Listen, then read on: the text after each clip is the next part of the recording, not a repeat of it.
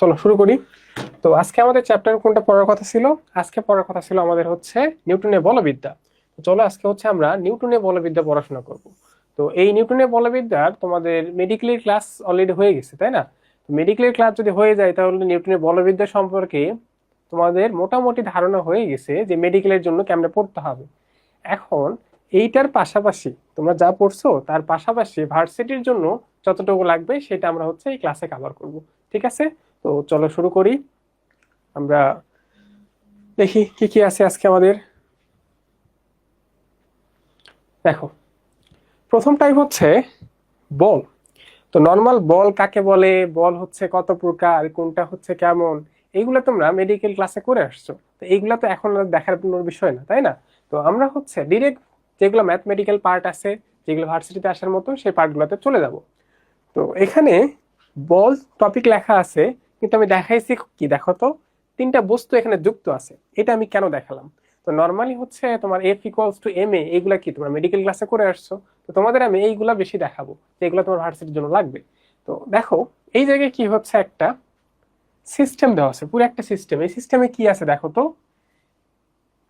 একটা হচ্ছে M1 ভরের বস্তু, এটা M1 লেখা উচিত ছিল, M2 ভরের বস্তু, আরেকটা M3 ভরের বস্তু। তিনটা বস্তু আছে এখানে, ঠিক আছে? M1, M2, M3 তিনটা বস্তু আছে।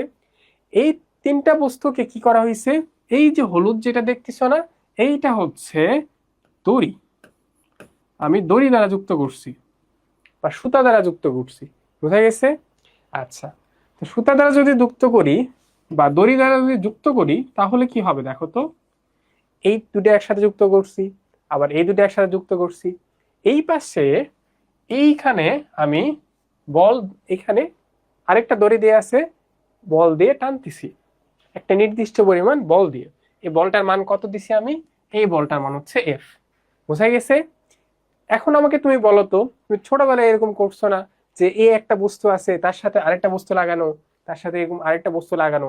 এখন যদি আমি এই জায়গায় একটা নির্দিষ্ট পরিমাণ ফোর্স দেই, বল দেই, তাহলে এটা যদি টানি, শুধু কি একটা বস্তু আসবে নাকি তিনটে একসাথে যাবে বলো তো? হ্যাঁ, অনেকেই তোমরা ধরতে পারছো এটা, যে হ্যাঁ, এই যে অনেকে ক্লাসে চলে আসছো, দেখো অনেকে ধরতে পারছো এখন যে এই যে তুমি হচ্ছে যখন এটাতে বল প্রয়োগ করবা তখন কি হবে, এই সবগুলা বস্তু একসাথে যাওয়া শুরু করবে, তাই না? সবগুলা বস্তু যদি একসাথে যাওয়া শুরু করে তাহলে তুমি আমাকে বলো তো, আমি ধরে নিলাম এটা যেটার উপর দিয়ে যাচ্ছে সেটা একটা ঘর্ষণহীন তল। এটা কিন্তু ইম্পর্টেন্ট, ঘর্ষণহীন তল। যদি ঘর্ষণহীন তল হয় তাহলে এই এফ বলে যদি আমি টানি, এখানে এফ বলে যদি টানি, তাহলে প্রত্যেকটা কি হবে, একসাথে যাবে। একসাথে যাওয়া মানে কি, একসাথে যাওয়া মানে কি, ত্বরণ হবে সমান সবগুলার। বোঝা গেছে? এইটা বোঝা ইম্পর্টেন্ট। এইটা যদি তুমি বুঝতে পারো, এই টপিকের ম্যাথ গুলো তুমি ইজিলি সলভ করতে পারবা। ত্বরণ সমান হবে কখন, যদি ঘর্ষণহীন তলে আমি যাই। অবশ্যই কি হইতে হবে, ঘর্ষণহীন তল, ঘর্ষণহীন তল।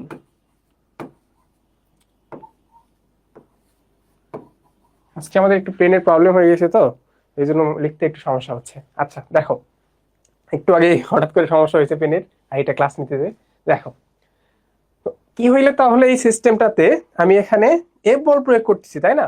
তো এফ বল যদি আমি প্রয়োগ করি তাহলে কি হবে, তিনটা বস্তু একসাথে যাওয়া শুরু করবে। একসাথে যাওয়া অর্থ কি, একসাথে যাওয়া অর্থ হচ্ছে ত্বরণ সমান। আর ত্বরণ সমান, তার আগে আমি তোমাদের কি বলছি, শর্তটা কি, এখানে ঘর্ষণহীন তল। তাই যদি হয় তাহলে বলতো, এই যে তিনটা বস্তু এখানে কি একটা বস্তুর মতো কাজ করবে না বলতো? যে এখানে তিনটা আলাদা বস্তু আছে, এগুলো তো যুক্ত আছে একসাথে যেহেতু যাচ্ছে, একটা নির্দিষ্ট ফোর্স দিয়ে যেহেতু যাচ্ছে, তাহলে এটা কি আলাদা বস্তু হিসেবে কাজ করবে? এইটা হবে, এই পুরাটা তখন মনে হবে কি একটা বস্তু একসাথে যাচ্ছে, তাই না? তার ভর কত, তার ভর হচ্ছে M1 plus M2 plus M3। ঠিক আছে, পুরোটার ভর কত, মোট ভর হচ্ছে M1 plus M2 plus M3। বুঝতে পারছো কথা? আশা করি বুঝতে পারছো।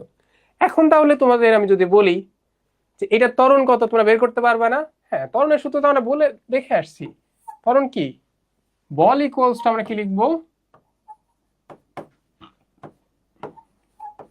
ভর ইন্টু ত্বরণ। পেনটা খুব জ্বালাচ্ছে। আচ্ছা, আমার কথা কি ঠিক মতো শোনা যাচ্ছে? তোমরা একটু জানাও তো যে কথা ঠিক মতো শোনা যাচ্ছে নাকি।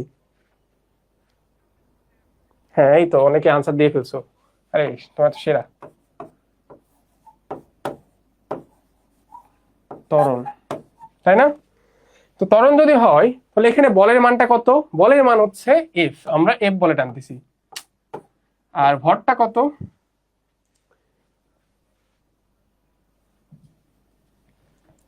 বল হচ্ছে এফ। এক মিনিট, আমি একটু পেনটা দেখি। হ্যাঁ, চলো তাইলে আমাদের দেখো তো এখানে বল কত, বলের পরিমাণ হচ্ছে এফ, ভরটা কত এখানে বলো তো। আমাদের ভর কাজ করতেছে কত? m1 plus m2 plus m3। তাহলে ভরটা কত এখানে বসাবা তুমি? m1 plus m2 plus m3, এটা বসাবা। আর ত্বরণকে আমি ধরে নিলাম কত? ত্বরণ হচ্ছে a। বুঝতে পারছো কথা? তো এখন তোমাকে যদি ত্বরণ বের করতে বলে, এখন কি বের করতে পারবা না? কেমনে বের করবে দেখো। তাহলে তুমি পাইছো কি দেখো, আমি এখানে আবার আবার লিখি এটা, যে f ইকুয়ালস টু আমি পাইছি m1 plus m2 plus m3, আর পুরো সিস্টেমটা ত্বরণ হচ্ছে a, তাই না? তো ত্বরণ যদি আমি বের করতে চাই তাহলে a ইকুয়ালস টু কি হবে বলো? a ইকুয়ালস টু হবে f ডিভাইডেড এই যে ভর a1 plus m2 plus m3। এখন কথা হচ্ছে এইটা কি বের করে আমাদের লাভটা কি হইলো, তাই না? আউটপুটটা কি আসলে আমাদের?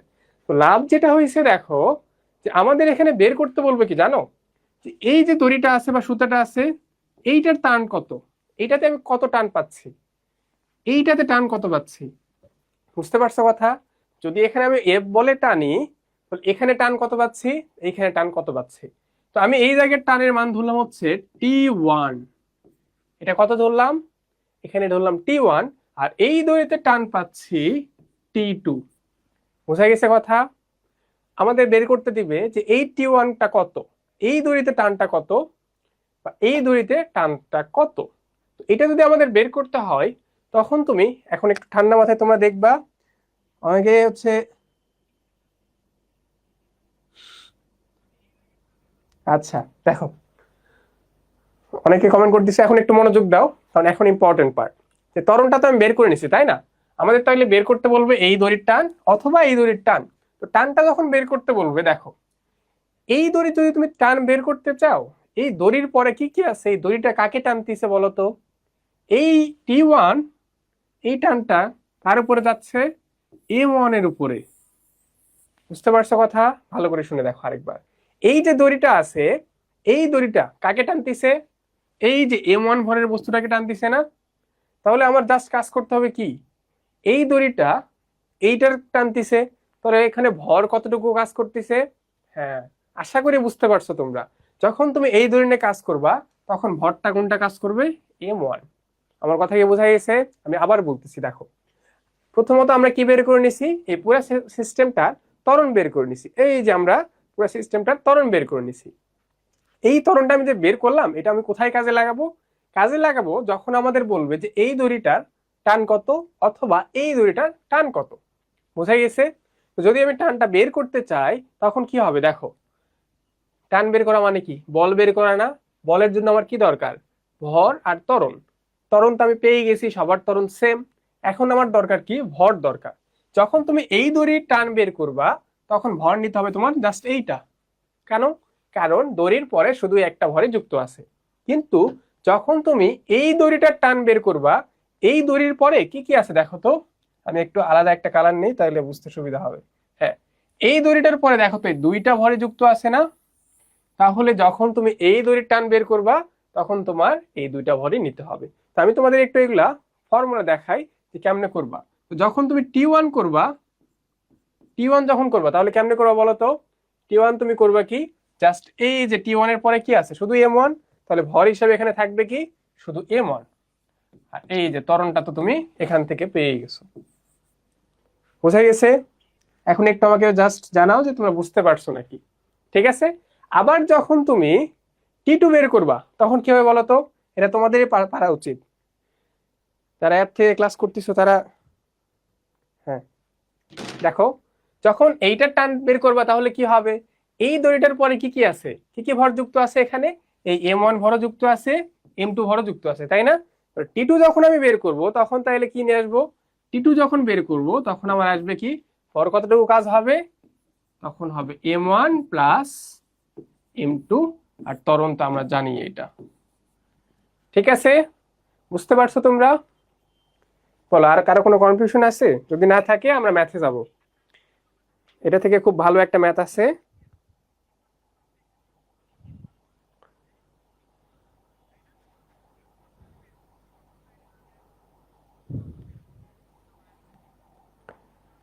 বলো বলো, কারো কোনো প্রবলেম আছে?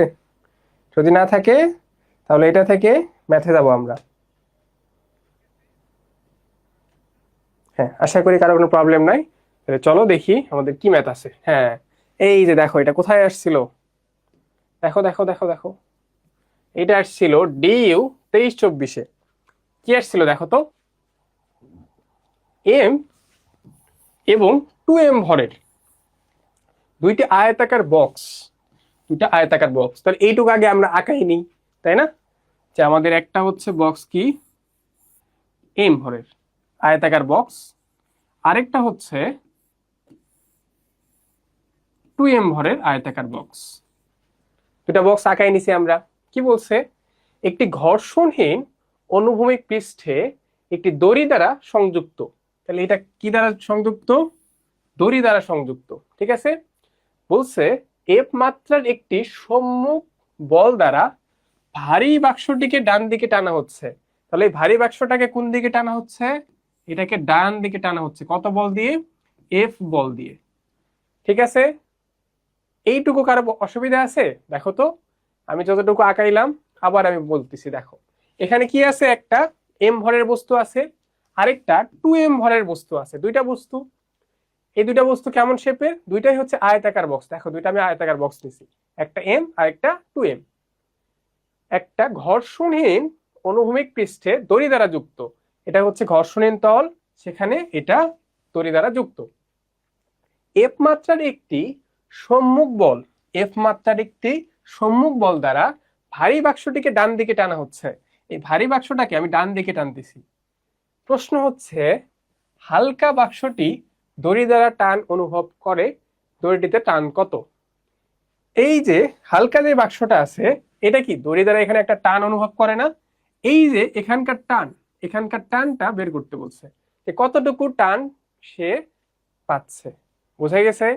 তাহলে বলো কেমনে করবো আমরা? হ্যাঁ, আগে আমরা কি করব, ত্বরণ বের করব। তোমাদের একটু আগে আমি দেখাইছি। তো চলো, এখানে এফ ইকুয়ালস টু আমরা কি জানি, এম এ। এখানে মোট ভর কত বলো তো, সিস্টেমটার মোট ভর কত? আগেরটাতে আমরা দেখে আসছি, একটা এম আর একটা 2M। তাহলে সিস্টেমটা কি মোট ভর পাইছি না, ইনটু এ।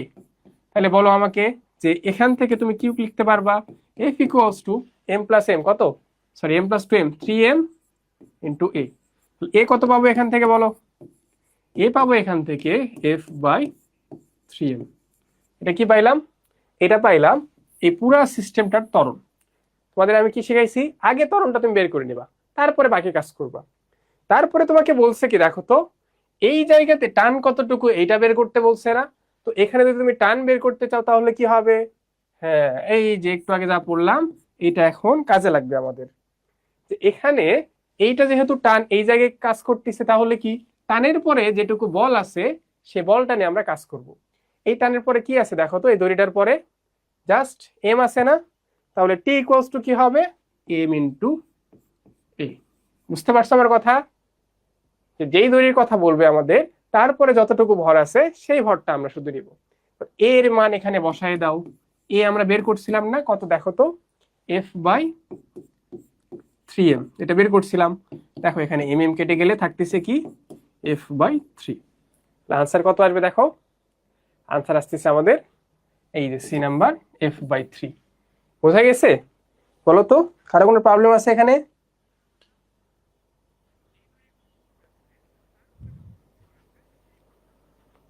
কারো কোনো প্রবলেম আছে? আরেকবার বলবো, সমস্যা নাই, বলতেছি। এই দেখো কি বলছিল এখানে, এখানে দুইটা বক্স আছে আয়তাকার, একটা M ভরের একটা 2M ভরের, একটা M ভরের একটা 2M ভরের। এই 2m ভরের বক্সটাকে আমি এফ বলে টানতেছি, আর এখানে একটা দড়ি লাগানো আছে, তাহলে কি হবে, এটা যদি আমি টানি এই পুরাটা কি একসাথে যাওয়া শুরু হবে না? এখানে যদি আমি টানি এটা, এই দুটো কি আমার সাথে চলে আসবে না? যদি একই সাথে চাই তখন কি হবে, তোমাদের একটু আগে আমি শেখাইছি যে ত্বরণটা সেম হবে, তাই না? ত্বরণ সেম হবে। তাহলে এই পুরা সিস্টেমটার আগে আমি ত্বরণটা বের করে নিব। এই যে দেখো ত্বরণ বের করে নিছি, কেমনে বের করছি, আমি এফ বলে টানতেছি, পুরা সিস্টেমটার ভর কত, এম প্লাস 2m, আর ত্বরণটাকে আমি ধরে নিছি এ। বোঝা গেছে? সেখান থেকে আমি দেখো এ বের করছি কত, f/3m আসছে আমার বস্তুটার এই পুরা সিস্টেমটার ত্বরণ। আনার পরে দেখো চাইছে কি হালকা বাক্সটি দড়ি দ্বারা টান অনুভব করে। হালকা বাক্সটি এই দড়ি দ্বারা একটা কি টান অনুভব করতেছে না, এদিকে একটা টানতেছে, এরকম মনে হবে না হালকা বস্তুটার কাছে? তো এই যে অনুভব করতেছে এই টানটার মান কত? যখন তোমার এরকম নির্দিষ্ট একটা দড়িতে টান বের করতে বলবে, তোমার কি করতে হবে, পুরা সিস্টেমটার আগে ত্বরণ বের করতে হবে, তারপরে তুমি যেই দড়ি নিয়ে কাজ করবা তারপরে যতগুলা ভর আছে সেটা নিবা। তাহলে ওইটার পরে দড়ির পরে জাস্ট ভর ছিল কি এম ছিল, আমরা এম বসাইছি, আর ত্বরণটা তো আমরা এই যে এ এখান থেকে বের করে নিছি। দেখো জাস্ট মান বসাইলে আমাদের কত আসে, টি আসে হচ্ছে f/3। আশা করি এখন ক্লিয়ার ক্লিয়ার হয়েছে না এখন? হ্যাঁ, চলো তাহলে সামনের দিকে আমরা যাই, কি আছে। হ্যাঁ, খুবই খুবই খুবই ঝামেলার একটা টপিক। তোমাদের কাছে মনে হচ্ছে সহজ, বাট পরীক্ষার হলে এইটাতে তোমরা বেশি ঝামেলা করো, যে ঘাত বলটা কি আর বলের ঘাতটা কি, এই দুইটাতেই সবচেয়ে বেশি ঝামেলা হয়। যে ঘাত বল আর হচ্ছে বলের ঘাতটা দুইটা আসলে কি, দেখো দুইটা কেমন কি হয়েছে। ঘাত বল আর বলের ঘাতের তোমরা সংজ্ঞা পড়ে আসছো, মনে আছে সংজ্ঞাটা কি ছিল? ঘাত বলের সংজ্ঞাটা আমি আগে বলি। তো এই ঘাত বলের পরে কি আছে দেখো তো, বল লেখা আছে, তার মানে কি এটা একটা বল, এটা এক ধরনের কি বল। ঘাত বলটা কি এক ধরনের বল। কেমন বল? ঘাত বলটা হচ্ছে এই ধরনের বল ছিল যেখানে, ঘাত বলটা হচ্ছে এই ধরনের বল ছিল যেখানে খুব অল্প সময়ে, খুব অল্প সময়ে অনেক বেশি পরিমাণে যদি বল দিই আমি, খুব অল্প সময়ে, তোমাদের বইয়ে ভাবে লেখা আছে দেখবা, খুব অল্প সময়ে অনেক বড় অধিক মানের একটা বল। এটা সবচেয়ে ভালো উদাহরণ কি জানো? এটা সবচেয়ে ভালো উদাহরণ হচ্ছে যখন তুমি ক্রিকেট খেলো, সবাই তো আর খেলো না, যারা খেলো আর কি। হ্যাঁ, যখন ক্রিকেট খেলা হয় তখন দেখো তো, যখন তুমি এই যে বলটা এইভাবে মারো, তখন কি বল আসে, তারপর অনেকক্ষণ তুমি হচ্ছে ওয়েট করে বল দেখে তারপর মারো, এরকম হয়? তা তো হয় না। বল আর ব্যাটে সংঘর্ষ কতক্ষণ হয়? খুবই কম সময়ের জন্য না, হয়তো 0.1 সেকেন্ড বা আরো কম, এমনি বললাম আর কি, এক্সাক্ট আমি কিন্তু বলিনি, যে খুব কম সময়ের জন্য হয়, তাই না? যে আসার সাথে সাথে আবার বলটা আমরা মারতেছি এইভাবে। তো এই যে খুব কম সময়ে আমরা এইভাবে মারতেছি, অনেক জোরে একটা বল দিচ্ছি, এই বলটার নামই হচ্ছে ঘাত বল। তাহলে এই যে ঘাত বল কখন হবে, যখন এই টি এর মানটা অনেক ছোট হবে, অনেক ছোট হবে, তখন এইটার নাম হবে ঘাত বল। বুঝা গেছে? আচ্ছা, এখন আসি তাহলে বলের ঘাতটা কি। বলের ঘাত হচ্ছে ভরবেগের পরিবর্তন। বলের ঘাত কি? ভরবেগের পরিবর্তন। অথবা তুমি আরেকটা ভাবে বলতে পারো, সেটা হচ্ছে এই যে খুব অল্প সময়ে তুমি অধিক পরিমাণে বল দিছো না, এই খুব অল্প সময়ে অধিক পরিমাণে যে বল দিছো, এই বল আর তার সময়ের গুণফলকে ঘাত বল বলে, যেটাকে যে দ্বারা প্রকাশ করা হয়। এইটা তোমাদের মেডিকেলে হয়তো ক্লাসে দেখাইছে, তাও আমি এটা একটু দেখাই, যে বলের ঘাতের একক কি। বলের ঘাতের একক কি, তুমি এইটার দিকে একটু দেখো তো, এইগুলা কি ভরবেগের পরিবর্তন না? তো ভরবেগের একক কি? Kg metre per second. তাহলে বলের ঘাতের একক হবে কেজি মিটার পার সেকেন্ড। আবার যদি এইটাতে চিন্তা করো, তখন কিন্তু আবার লেখা যায় কি নিউটন সেকেন্ড। বোঝা গেছে? দুটাই লেখা যায়, দুটাই তোমার মনে রাখবা এমসিকিউ এর জন্য। ক্লিয়ার হয়েছে? আশা করি কারো কোনো প্রবলেম নাই।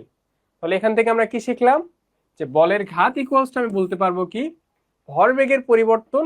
আবার কি বলতে পারবো, বলের ঘাত মানে হচ্ছে ওই যে খুব অল্প সময় অধিক পরিমাণে আমরা যে বল দিচ্ছি, ওই বলটার মান আর ওই অল্প সময়টার গুণফল। ঠিক আছে, এই দুটো একটু মনে রাখতে হবে। আর এই ইকুয়েশন আশা করি তোমরা অনেকবার দেখছো, এইচএসসি তে এই ইকুয়েশন তোমরা অনেকবার দেখছো, F T equals to M V minus M U. তাই না? এটা দিয়ে আমাদের একটু কাজ করতে হবে। চলো দেখি কি ম্যাথ আছে আমাদের। দেখো এটা আসছিল একদমই রিসেন্ট, কত বছর এই ম্যাথটা আসছিল, রাজশাহী ইউনিভার্সিটিতে 24-25 আসছিল। কি বলছে দেখো, 50 কেজি ভরের একটি স্থির বস্তুর উপর 5 সেকেন্ড ব্যাপী 5 সেকেন্ড ধরে বল প্রয়োগ করা হয়েছে, কতটুকু? 10 নিউটন।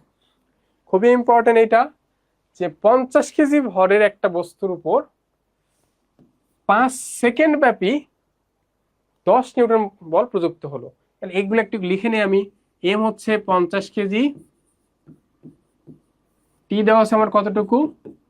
5 সেকেন্ড, আর বল দেওয়া আছে আমার হচ্ছে 10 নিউটন। প্রশ্নে চাইছে কি দেখো তো, প্রশ্ন চাইছে উক্ত বস্তুটির বেগের পরিবর্তন কত। বেগের পরিবর্তনটা চাইছে। তুমি আগে ফর্মুলাটা লেখো তো। ফর্মুলা কি জানো তুমি? এফ টি ইকুয়ালস টু, আমাদের একটু আগে দেখাইছি না, এফ টি ইকুয়ালস টু কি? M V minus M U, এটা না? তো এইখান থেকে দেখো তো, আমি এমটাকে কি কমন নিতে পারবো? এমটা কমন নিলে কি আসবে?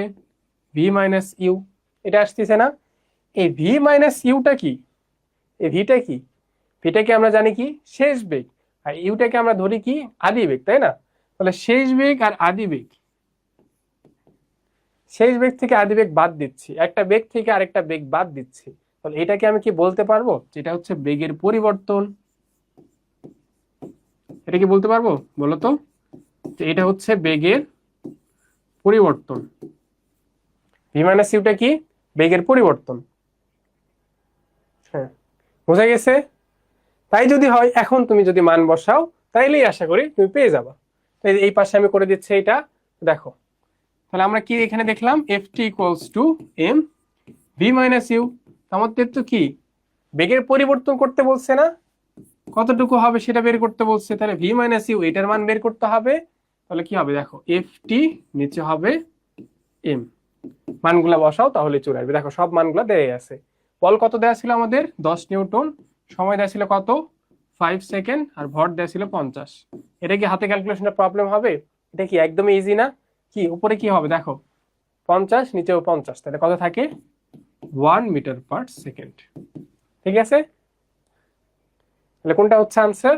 এই যে এই নাম্বারটা আনসার। বোঝা গেছে? এটা একটু ভালো করে দেখবা। এটা রিসেন্ট একদম রাজশাহী 24-25 আসছিল। আমি সামনে আগাচ্ছি তাহলে। হ্যাঁ, এই যে দেখো এরপরে কি আসছে আমাদের? লিফট নিয়ে আসছে। লিফট নিয়ে অনেক ঝামেলা আছে অনেকের। তো দেখো এইটা তোমাদের ভার্সিটির জন্য, এটা নিয়ে খুব বিস্তারিত জানতে হবে, খুব গভীরভাবে জানতে হবে, বিষয়টা এমন না। এটা তোমাদের যদি জানার ইচ্ছা থাকে অ্যাডমিশন পর তোমরা জেনে নিবা, সমস্যা নেই। তো এখন আপাতত ভার্সিটির জন্য তোমাদের যতটুকু লাগবে আমি সেইটুকুই শেখাবো। বুঝা গেছে? এখন এই অ্যাডমিশন ক্লাসে এটা পুরাটা তো আলোচনা করা সময় নাই। তো দেখো একটা লিফট যদি ঊর্ধ্বগামী হয়, তা আমি তোমাকে সিম্পলি হচ্ছে এটা বোঝানোর ট্রাই করি। দেখো এইটা হচ্ছে, মনে করো আমার এই লিফট, এটা একটা লিফট, ঠিক আছে? এটা আমার কাছে, এটা হচ্ছে লিফট। তো এইটা যদি উপরের দিকে ওঠে তখন কি হবে? লিফট ঊর্ধ্বগামী হলে। তো এইটা যদি উপরের দিকে যায় তখন কি মনে হবে দেখো। তো এটার ভেতরে মনে করো তুমি আসো, এর ভেতরে কিছু আছে? আচ্ছা থাক, এটা বের করা যাবে না। দেখো এইটা একটা লিফট, এর ভেতরে তুমি আসো। তো লিফট যখন উপরের দিকে যাচ্ছে, উপরের দিকে যাইতে গেলে কি করতে হবে দেখো। তুমি নর্মালি চিন্তা করো তো, তুমি যদি উপরের দিকে এরকম লাফ দিতে চাও, উপরের দিকে যদি লাফ দিতে চাও তাহলে কি হবে? এটা হচ্ছে তুমি আসো এই জায়গায় দাঁড়ায়, দেখো তুমি যখন ভূমিতে আসো তখন তোমার উপরে কি একটা অভিকর্ষ বল কাজ করতেছে না? সে বলটা সবসময় কোন দিকে কাজ করতেছে? একদম ডিরেক্ট নিচের দিকে। কতটুকু বল কাজ করতেছে? কাজ করতেছে তোমার এমজি পরিমাণে একটা বল নিচের দিকে কাজ করতেছে। এখন তুমি যদি উপরের দিকে উঠতে চাও তাহলে তোমাকে কি করতে হবে বলো তো? অবশ্যই এই এমজির চেয়ে বেশি বল দিয়ে উপরের দিকে উঠতে হবে। আমার কথা কি বুঝতে পারছো? আশা করি বোঝনি, আবার বলতেছি। দেখো তুমি নর্মালি অবস্থা দাঁড়ায় আছো ভূমিতে, তুমি যদি উপরের দিকে লাফ দিতে চাও, তুমি কি এমনি এমনি উপরে উঠে যাও নাকি লাফ দিতে হয়? কি করো তুমি? তুমি এই যে মাটিতে বা মেঝেতে অনেক বড় একটা হচ্ছে বল দাও। কত বড়? অবশ্যই এমজির চেয়ে বেশি দিলে তখন তুমি উপরের দিকে উঠতে পারবা। তাহলে তুমি নিচের দিকে বল দিচ্ছ, যখন তুমি নিচের দিকে বল দিবা, এই যে ভূমি বা যেটা মাটি বা যেটাই বলো, ফ্লোর বলো, সেটা কি তোমাকে একটা বিপরীত দিকে বল দিবে না? এই বিপরীত দিকে যে বলটা, সেটা কত হইতে হবে? অবশ্যই এমজির চেয়ে বেশি, তাই না? তাহলে তো তুমি উপরের দিকে যাইতে পারবে না। এখন তুমি আসো লিফটের ক্ষেত্রে কি হয়। লিফট এটা স্থির অবস্থায় আছে, মনে করো এটা স্থির অবস্থায় আছে ভূমিতে। এখন লিফটটাকে যদি উপরের দিকে উঠাইতে হয়, লিফটটাকে যদি আমি উপরের দিকে উঠাইতে চাই, তাহলে কি হইতে হবে? এই যে তুমি ভেতরে ছিলা, তোমার কি নিচের দিকে ওজন কাজ করতেছে এমজি, অবশ্যই তার চেয়ে বেশি বল দিয়ে উপরে উঠাইতে হবে। ঠিক আছে, এটাই মনে রাখবা যে যখন তোমার লিফটটাকে উপরে উঠাইতে হবে, অবশ্যই এমজির চেয়ে বেশি বল দিয়ে উপরে উঠাইতে হবে। আর বেশি যেহেতু আমি দিচ্ছি, তাহলে এমজির সাথে আরো কিছু যোগ হবে। তো এই যে আপাত ত্বরণটা মনে রাখবা কত? জি প্লাস এ। বোঝা গেছে? আমি ডিটেলসে দেখালাম না, জাস্ট মনে রাখার জন্য তোমাদের হচ্ছে মেকানিজমটা একটু বললাম। হ্যাঁ, বোঝা গেছে? যদি তুমি উপরের দিকে উঠতে চাও, লিফটে হোক বা তুমি নর্মালি উপরের দিকে উঠতে চাও, তাহলে কি হয়? এমজির চেয়ে বেশি বল তোমার দিতে হবে। আর এই বেশিটা মনে রাখার জন্য তোমরা মনে রাখবে এইভাবে যে আপাত ত্বরণ, ওই যে লিফটের ভেতরে যে মানুষটা আছে না, তার আপাত ত্বরণ কত হবে? জি প্লাস এ। ঠিক আছে? আর যদি লিফট নিম্নগামী হয়, নিচের দিকে আসতেছো, তখন হবে জি মাইনাস এ। আপাতত এগুলো একটু মনে রাখো, হ্যাঁ। আর যাদের ভালো করে পড়া আছে তারা তো ভালোই, আর এটা নিয়ে ক্লাস নিতে গেলে এটা অনেক টাইম লাগবে। ঠিক আছে, লিফট যদি নিচের দিকে আসে তখন কি হবে? জি মাইনাস এ। এখন এখানে একটা স্পেশাল কেস আছে, দেখো আমি তিনটা কেস দেখাইছি। তো এই দুটো তোমাদের আশা করি জানাই আছে আগে থেকেই, যে কেস ওয়ান হচ্ছে লিফট যদি উপরের দিকে যায় তখন আপাত ত্বরণ কত? জি প্লাস এ, নিচের দিকে আসলে জি মাইনাস এ। এইটা হচ্ছে লিফট যদি স্থিরে মুক্তভাবে পড়ে তখন কি হয়? হ্যাঁ, তখন দেখো তখন যে ঘটনাটা হয়, তখন যে ঘটনা হয়, তুমি কি ওজনহীন অনুভব করবা। কেমন অনুভব করবা তুমি? ওজনহীন অনুভব করবা। কেন এটা হচ্ছে? কারণ কি দেখো, তুমি তোমার আপাত ত্বরণ হিসাব করো তো, তুমি কত ত্বরণের নিচে পড়বা? এই যে এই জায়গায় মানটা বসাইতে হবে না, জি আছে। আর এই যে এ ত্বরণটা তখন কত হবে? তুমি মুক্তভাবে পড়তেছো, মুক্তভাবে বললে কত? আমরা জি ত্বরণের নিচের দিকে পড়ি না? তাহলে জি মাইনাস জি করলে কত আসবে? এই যে দেখো, জিরো। তোমার উপর মনে হবে কোনো বলই কাজ করতেছে না, তোমার ওজনহীন মনে হবে। বুঝতে পারছো কথা? একটু কমেন্টে বলো তোমরা বুঝতে পারছো নাকি। হ্যাঁ, অনেকেই কমেন্ট করছো। বুঝতে পারছো নাকি তোমরা, বলো।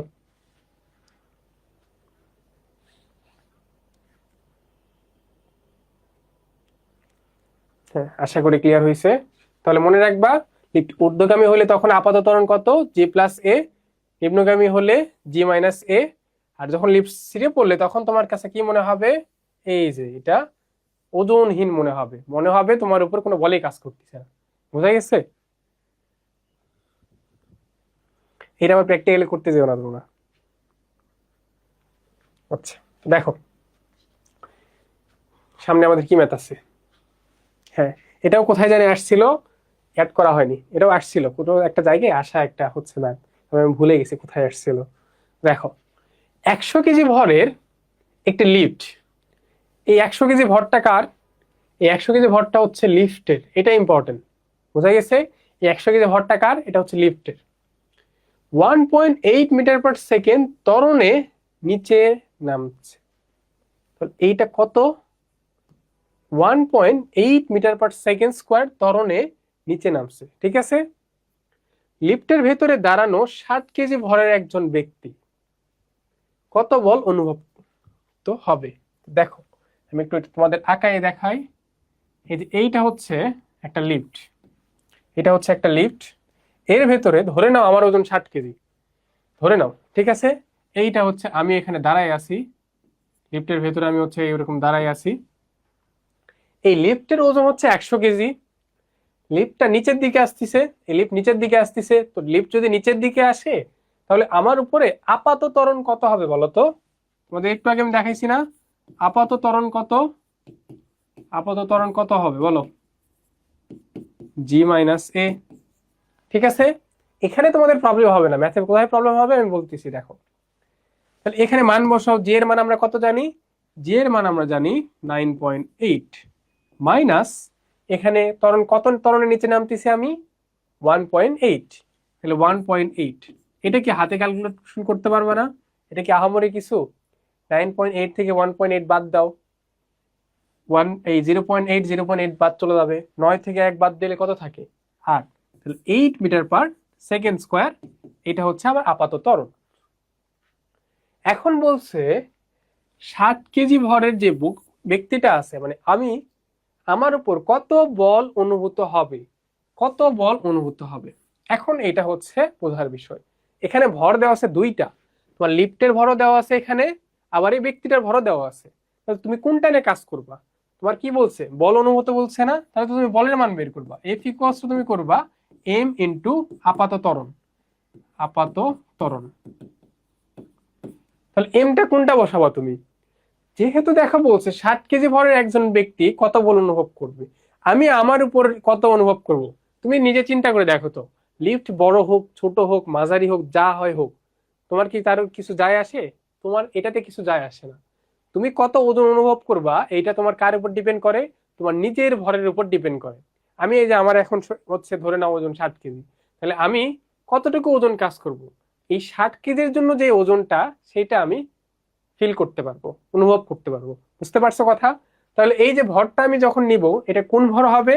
যদি কখনো এরকম প্রশ্ন আসে দেখবা যে এই ব্যক্তিটা কত বল অনুভব করে, তখন অবশ্যই এই ব্যক্তির ভরটা হবে। এইটা অনেকেই ভুল করে আসছিল, এটা কই আসছিল আমি ভুলে গেছি, কোথাও যেন একটা আসছিল। এটা প্রশ্নময় যখন তোমরা পড়বা দেখবা এই ম্যাথটা পাবা। অনেকেই করছিল কি, এই দুইটা যোগ করে দিছিল, অনেকেই ভুলটা করছিল, কিন্তু এটা কিন্তু করা যাবে না। ঠিক আছে, কি করতে হবে? যে ব্যক্তিটা আছে তার বল কত অনুভব হবে, বড় হয়ে গেছে। তাহলে এফ ইকুয়ালস টু, এটা হচ্ছে 60 কেজি, আর আমরা আপাত ত্বরণ কত পাইছি? তাহলে কত বলো? 6 আসছে কত? 48, একটা শূন্য আছে, 480 নিউটন। দেখো, বুঝতে পারছো তোমরা? তাহলে এটা কত হবে? এইটা হবে হচ্ছে 480 নিউটন। হলো, ক্লিয়ার হয়েছে? হ্যাঁ, অনেকেই দেখি আগেই বলে ফেলছো। সাউন্ড কি কম আসলেই? আমার এখানে তো সাউন্ড প্রবলেম হচ্ছে না কোনো, আমার এখানে কোনো সাউন্ডের প্রবলেম হচ্ছে না। আচ্ছা দেখো, তাহলে সামনের দিকে আগাই, এটা আশা করি ক্লিয়ার হয়েছে তোমাদের। হ্যাঁ, এই যে দেখো, তোমাদের একটা ফেভারিট টপিক ভরবেগের সংরক্ষণ, তাই না? খুবই ফেভারিট একটা টপিক তোমাদের। আর অ্যাডমিশনে এই টপিক থেকে প্রচুর প্রশ্ন আসে, প্রচুর। এখান থেকে বেশি প্রশ্ন হয় নর্মালি এই চ্যাপ্টারে, ঠিক আছে? তো ভরবেগে এটা তোমার ছোটবেলা থেকে জানো, এই ভেক্টর চিহ্নগুলো একটু উল্টাপাল্টা করে ফেলছে। দেখো, m1 u1 plus m2u2 equals to m1v1 plus m2v2, ঠিক আছে? এটা তোমরা ছোটবেলা থেকে দেখতেছো। অবশ্যই এখানে ভেক্টর চিহ্নগুলা দিয়ে কাজ করবা, ঠিক আছে? আচ্ছা, তো এই ভরবেগের পরে যে টপিকটা আমাদের পড়তো সেটা হচ্ছে সংঘর্ষ, এই জন্য দুইটা আমি একসাথে নিয়ে এসেছি। তো সংঘর্ষের ক্ষেত্রে সংঘর্ষ হচ্ছে দুই প্রকার, একাডেমিকে তোমরা এটা পড়ে আসছো। সংঘর্ষ হচ্ছে দুই প্রকার। কি কি পড়ে আসছো বলো তো? একটা হচ্ছে স্থিতিস্থাপক সংঘর্ষ, আর একটা অস্থিতিস্থাপক সংঘর্ষ। তো স্থিতিস্থাপক সংঘর্ষ হওয়ার জন্য কি হইতে হবে? স্থিতিস্থাপক হওয়ার জন্য হইতে হবে কি, এই যে গতিশক্তি আছে সংঘর্ষের, পূর্বের গতিশক্তি আর পরের গতিশক্তি কি হইতে হবে? সমান হইতে হবে। বুঝা গেছে? যদি সমান হয় তখন আমরা এটাকে বলতে পারবো কি, স্থিতিস্থাপক সংঘর্ষ। আর যদি এই দুটো সমান না হয়, দেখো এটা যদি সমান না হয়, দুটা যদি সমান না হয়, তাহলে এটা হবে কি, অস্থিতিস্থাপক সংঘর্ষ। ঠিক আছে? তো এখান থেকে তোমাদের দেখবা ফর্মুলা আছে, এখান থেকে ফর্মুলা আছে, অনেক বড় বড় বই থেকে ফর্মুলা আছে, এই যে V2 V1 এগুলা বের করার জন্য, স্থিতিস্থাপক সংঘর্ষের জন্য। এইটা এই ফর্মুলা জাস্ট একটু তোমরা দেখে রাখবা।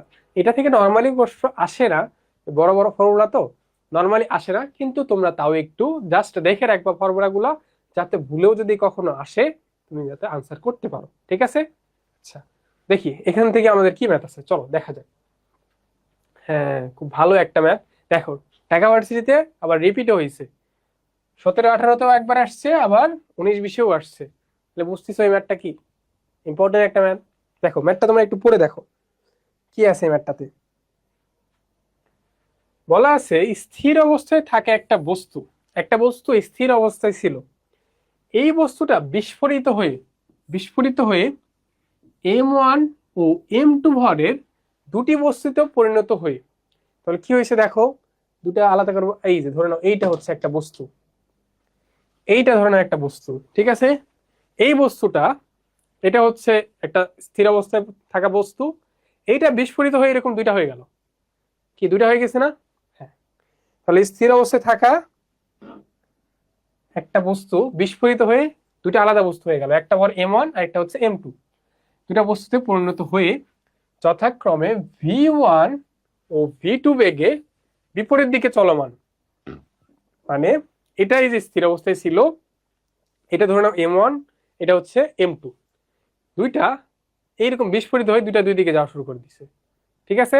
দুইটা দুই দিকে যাওয়া শুরু করছে, তাহলে এটা হচ্ছে V1 এই দিক বরাবর, V2 হচ্ছে এই দিক বরাবর। তাহলে দেখো চাইছে কি আমাদের, চাইছে যে V1/V2 মানে বেগের অনুপাতটা কত, ঠিক আছে। তো আমরা একটু আঁকাই। এই ছিল বস্তুটা, বস্তুটা বিস্ফোরিত হয়ে দুইটা হয়ে গেছে, এই যে এই ভাগটা যেটা আছে আর একটা হচ্ছে এই ভাগ আছে, ঠিক আছে। তো এইটা এই দিক বরাবর গেছে, এটা হচ্ছে M1 আর এটা ধরে নেওয়া হচ্ছে M2, দুইটা বিপরীত দিকে চলে গেছে। M1টা আসছে এদিক বরাবর V1 বেগে, আর M2টা এদিকে চলে গেছে কত, V2 বেগে। আমাদের চাইছে V1/V2 এটার অনুপাতটা কত হবে। এখানে ভরবেগের সূত্র আমরা কেমনে অ্যাপ্লাই করব দেখো, শুরুতে বিস্ফোরণের আগে বস্তুটা কি অবস্থায় ছিল বলতো, স্থির অবস্থায় ছিল না।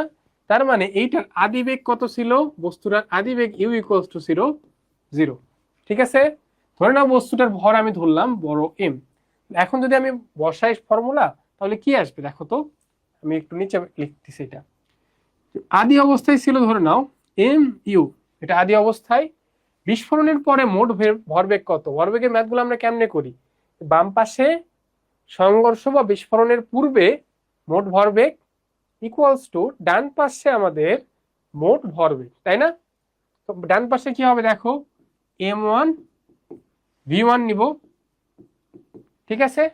এখন কথা হচ্ছে তুমি M2 V2 যখন নিবা তখন কি পজিটিভ হবে নাকি নেগেটিভ হবে, জানো তো একটু, বলো বলো।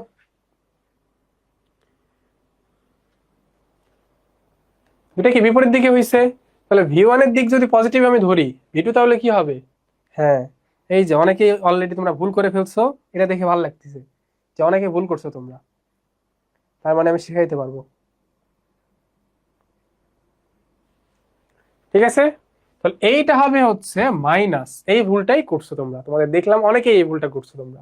এটা কিন্তু হবে মাইনাস, কেন মাইনাস হবে, এটা ছোটবেলায় তোমরা পড়ছো না ক্লাস 9-10-এ, যে একটা এদিকে আর আরেকটা যদি ওইদিকে যায়, যে কোনো একটাকে তুমি পজিটিভ ধরলে কি আরেকটা নেগেটিভ হবে। আর এই ক্ষেত্রে তোমরা কি এই জিনিসটা ভেক্টর দিয়ে পড়ছো, যে একটা যদি এইদিকে পজিটিভ হয় আরেকটা কি তার বিপরীত দিকে, বিপরীত দিকে হলে কি হবে, নেগেটিভ হয়ে যাবে না, কারণ কি এই যে বেগগুলা কি ভেক্টর রাশি না, বোঝা গেছে। এখন এই যে ইউ এর মান কত বলা আছে, বস্তুটা স্থির, তার মানে এই পাশে হচ্ছে 0 = M1 V1 - M2 V2, তাই না। তাহলে দেখো এটাকে এই পাশে নিয়ে আসলে কি হবে, M2 V2 এটা = M1 V1, তাই না। হ্যাঁ, তাহলে তোমার বের করতে বলছে কি দেখো তো, প্রশ্নে কি বের করতে বলছে, V1/V2 বের করতে বলছে। তাহলে তাহলে V2টাকে এই পাশে নিয়ে যাও, তাহলে এই পাশে থাকবে M2/M1, এটা কি হবে V1/V2।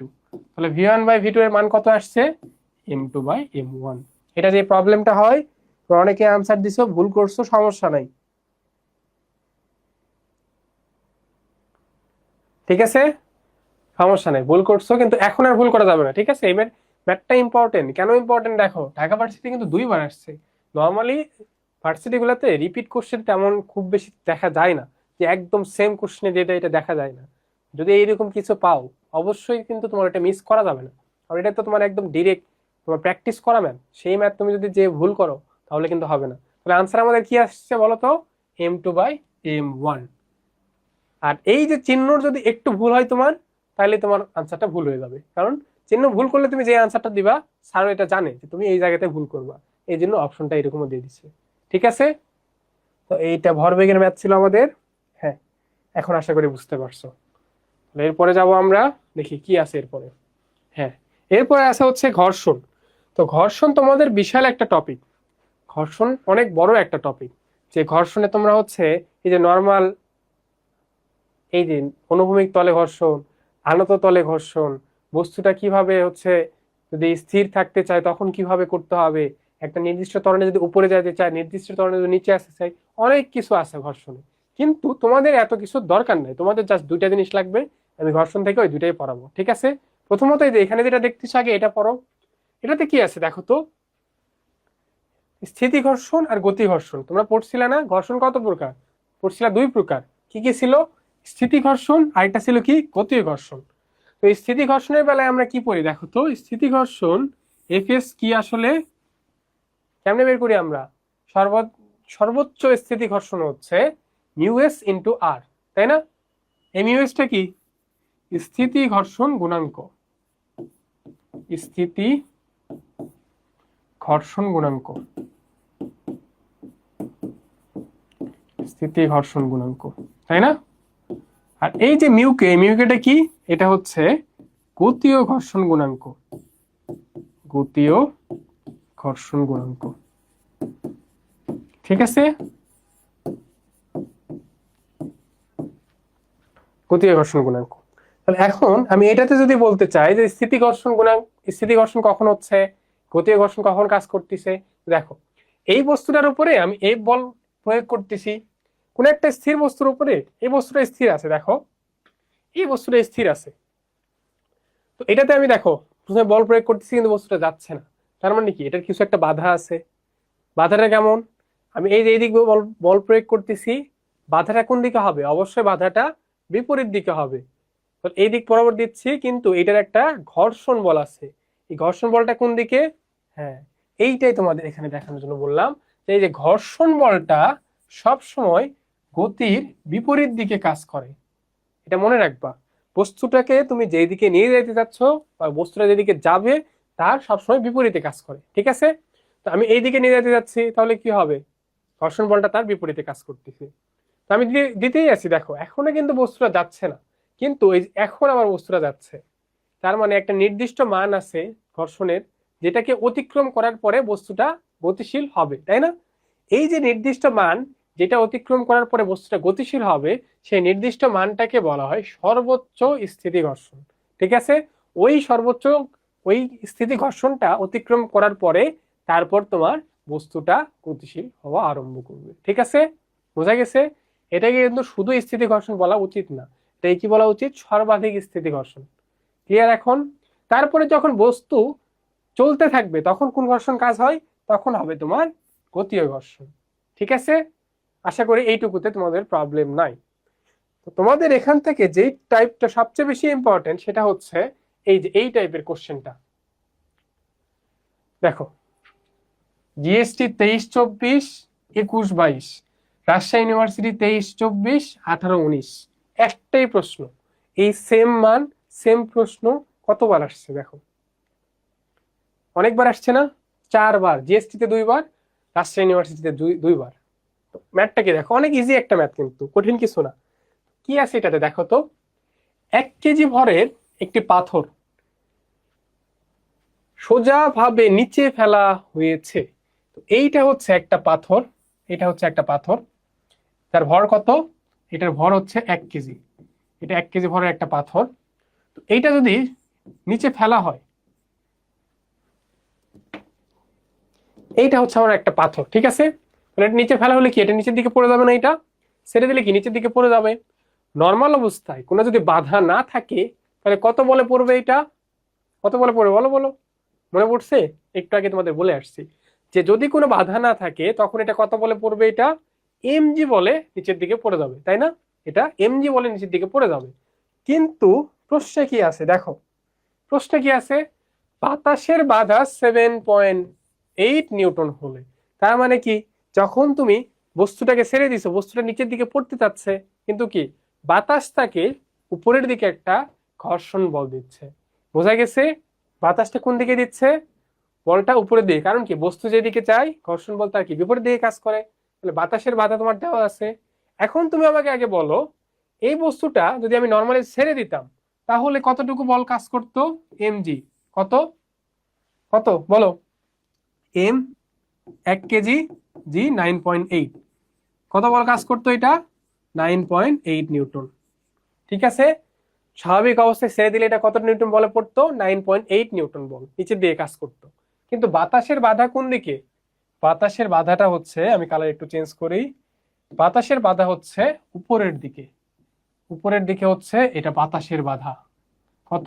7.8 নিউটন। বুঝতে পারছো কথা? তো নিচের দিকে কাজ করতেছে 9.8, উপরের দিকে কাজ করতেছে কত? 7.8। তাহলে নেট বল কত? নেট বল যেটা তোমরা বলো আর কি, কত? 9.8 মাইনাস 7.8 না? এটাতে কারো কোনো প্রবলেম আছে?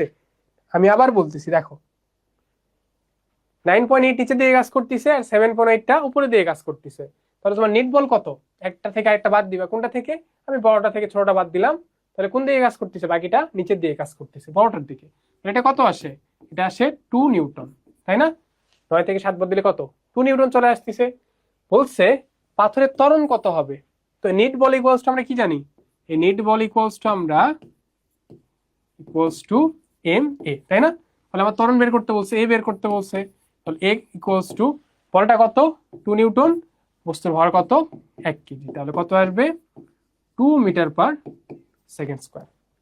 বুঝতে পারছো কত আসছে? তাইলে 2 মিটার পার সেকেন্ড স্কোয়ার। এটা কি ক্লিয়ার? অনেকে আনসার দিয়ে ফেলছো, অনেকে তোমরা আনসার দিয়ে ফেলছো, দেখে ভালো লাগলো। বুঝা গেছে এটা কেমনে আসছে? আচ্ছা, এরপরে দেখি আর কি কি আছে তোমাদের, চলো। হ্যাঁ, এই টাইপের তোমাদের বলছিলাম দুইটা টাইপ তোমাদের ভালো মতো পড়তে হবে ঘর্ষণে। একটা টাইপ তো দেখালাম, বাতাসের বাধা বা এই টাইপের নর্মাল ঘর্ষণ।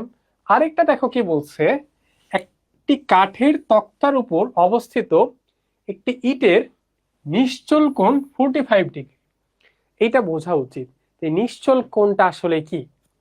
দেখো তোমাদের এইটার ভেতরে আমি পড়াবোর জন্য এই টপিকটা উপরে আর লিখিনি, আমি এটার ভেতরে দেখাবো। এই যে একটা, এইটা হচ্ছে আমার ভূমি, এইটা কি? আমাদের নর্মাল ভূমি। আর একটা এরকম কাঠ আছে আমাদের, এইরকম কাঠটা এটা ভূমিতে এরকম ছিল, কিন্তু সেটাকে আমার মন চাইছে আমি 45 ডিগ্রি অ্যাঙ্গেলে রাখছি। বুঝা গেছে? আমি এটাকে ভূমির সাথে 45 ডিগ্রি কোণে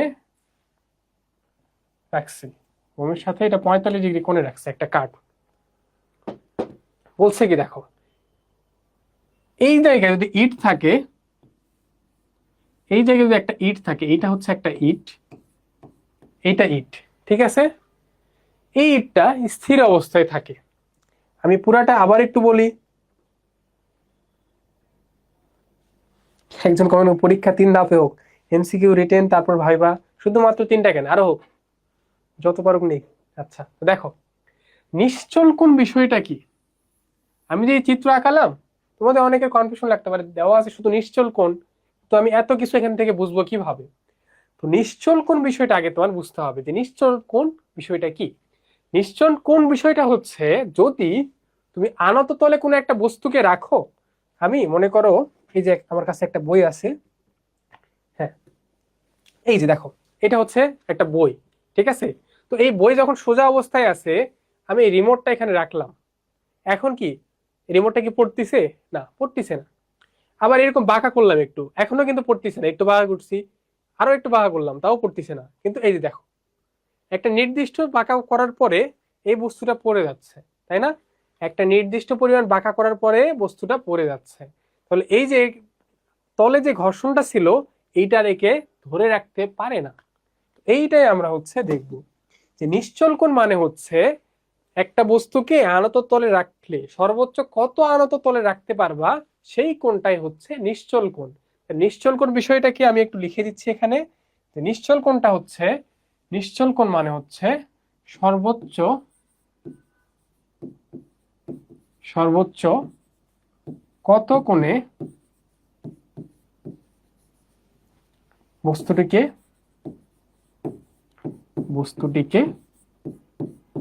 রাখতে পারবো, ঠিক আছে?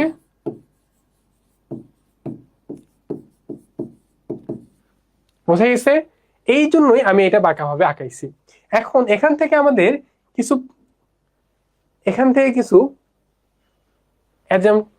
কি বলবো, আচ্ছা কি কি বল এটার উপর কাজ করতেছে এটা নিয়ে আমরা কাজ করবো। চলো, এই যে বস্তুটা যদি আনত তলে থাকে, এর উপর কি কি কাজ করে, কি কি বল? এটা তোমরা দেখে আসছো এইচএসসিতে, আজকে আবার একবার দেখো। এই বস্তুটা যদি থাকে তার এমজি সবসময় কোন দিক বরাবর কাজ করে? সোজা নিচের দিকে, এটাতে কোনো বাঁকাবাকি নাই। এমজি সোজা পৃথিবীর কেন্দ্রের দিকে, তাই না? এমজি সোজা নিচের দিকে, সোজা নিচের দিকে, ঠিক আছে। এটা এই এমজি বল নিচের দিকে কাজ করে। এখন তুমি যদি দাঁড়ায় থাকো কোনো এক জায়গায়, তুমি কিভাবে দাঁড়ায় আছো বলো তো? তুমি এই ফ্লোরের উপরে পা দিয়ে একটা বল প্রয়োগ করতেছো, ফ্লোরও তোমাকে একটা বিপরীত মুখে বল দিচ্ছে, এই জন্য তুমি দাঁড়ায় আছো। তো এই বিপরীত মুখে বলটার দিক কোন দিক? এটা সবসময় মনে রাখবা, তুমি যেই তলে দাঁড়ায় থাকবা সেই তলের উপরে লম্ব বরাবর। বোঝা গেছে? যেই তলে দাঁড়ায় থাকবা সেই তলের লম্ব বরাবর। আবার বলতেছি, যেই তলে দাঁড়ায় থাকবা সেই তলের লম্ব বরাবর। এখন এই ইটটা এই আনত তল বরাবর আছে, বাঁকা তল বরাবর আছে, তাহলে এইটার কোন দিক বরাবর? এইটার আহা, এটা চলে যাচ্ছে কেন? আমি তো এখানে যাচ্ছি না। এইটার হচ্ছে লম্ব দিক বরাবর। বোঝা গেছে? এই আরটা, এই আর হচ্ছে সেই রিয়াকশন ফোর্স, ঠিক আছে? তলের উপর প্রতিক্রিয়া বল সব সময় তলের উপরে কি হবে? লম্ব হবে। বোঝা গেছে? এটা নিয়ে অনেক সমস্যা হয় অনেকের, অনেকে এটা সোজা দিয়ে ফেলো, সোজা না, যে তলে আছে সেই তলের উপরে লম্ব হবে। বোঝা গেছে? হ্যাঁ, আশা করি বুঝতে পারছো তোমরা। এখন দেখো, এই যে এমজি বলটা আছে না, এটাকে যদি আমি দুইটা লম্ব উপাংশে ভাগ করি তাহলে কি কি উপাংশে বের করা যায় দেখো তো। এই যে এই দিক বরাবর একটা আমি উপাংশ নিতে পারবো, লম্ব উপাংশ হইলে তার 90, আহা,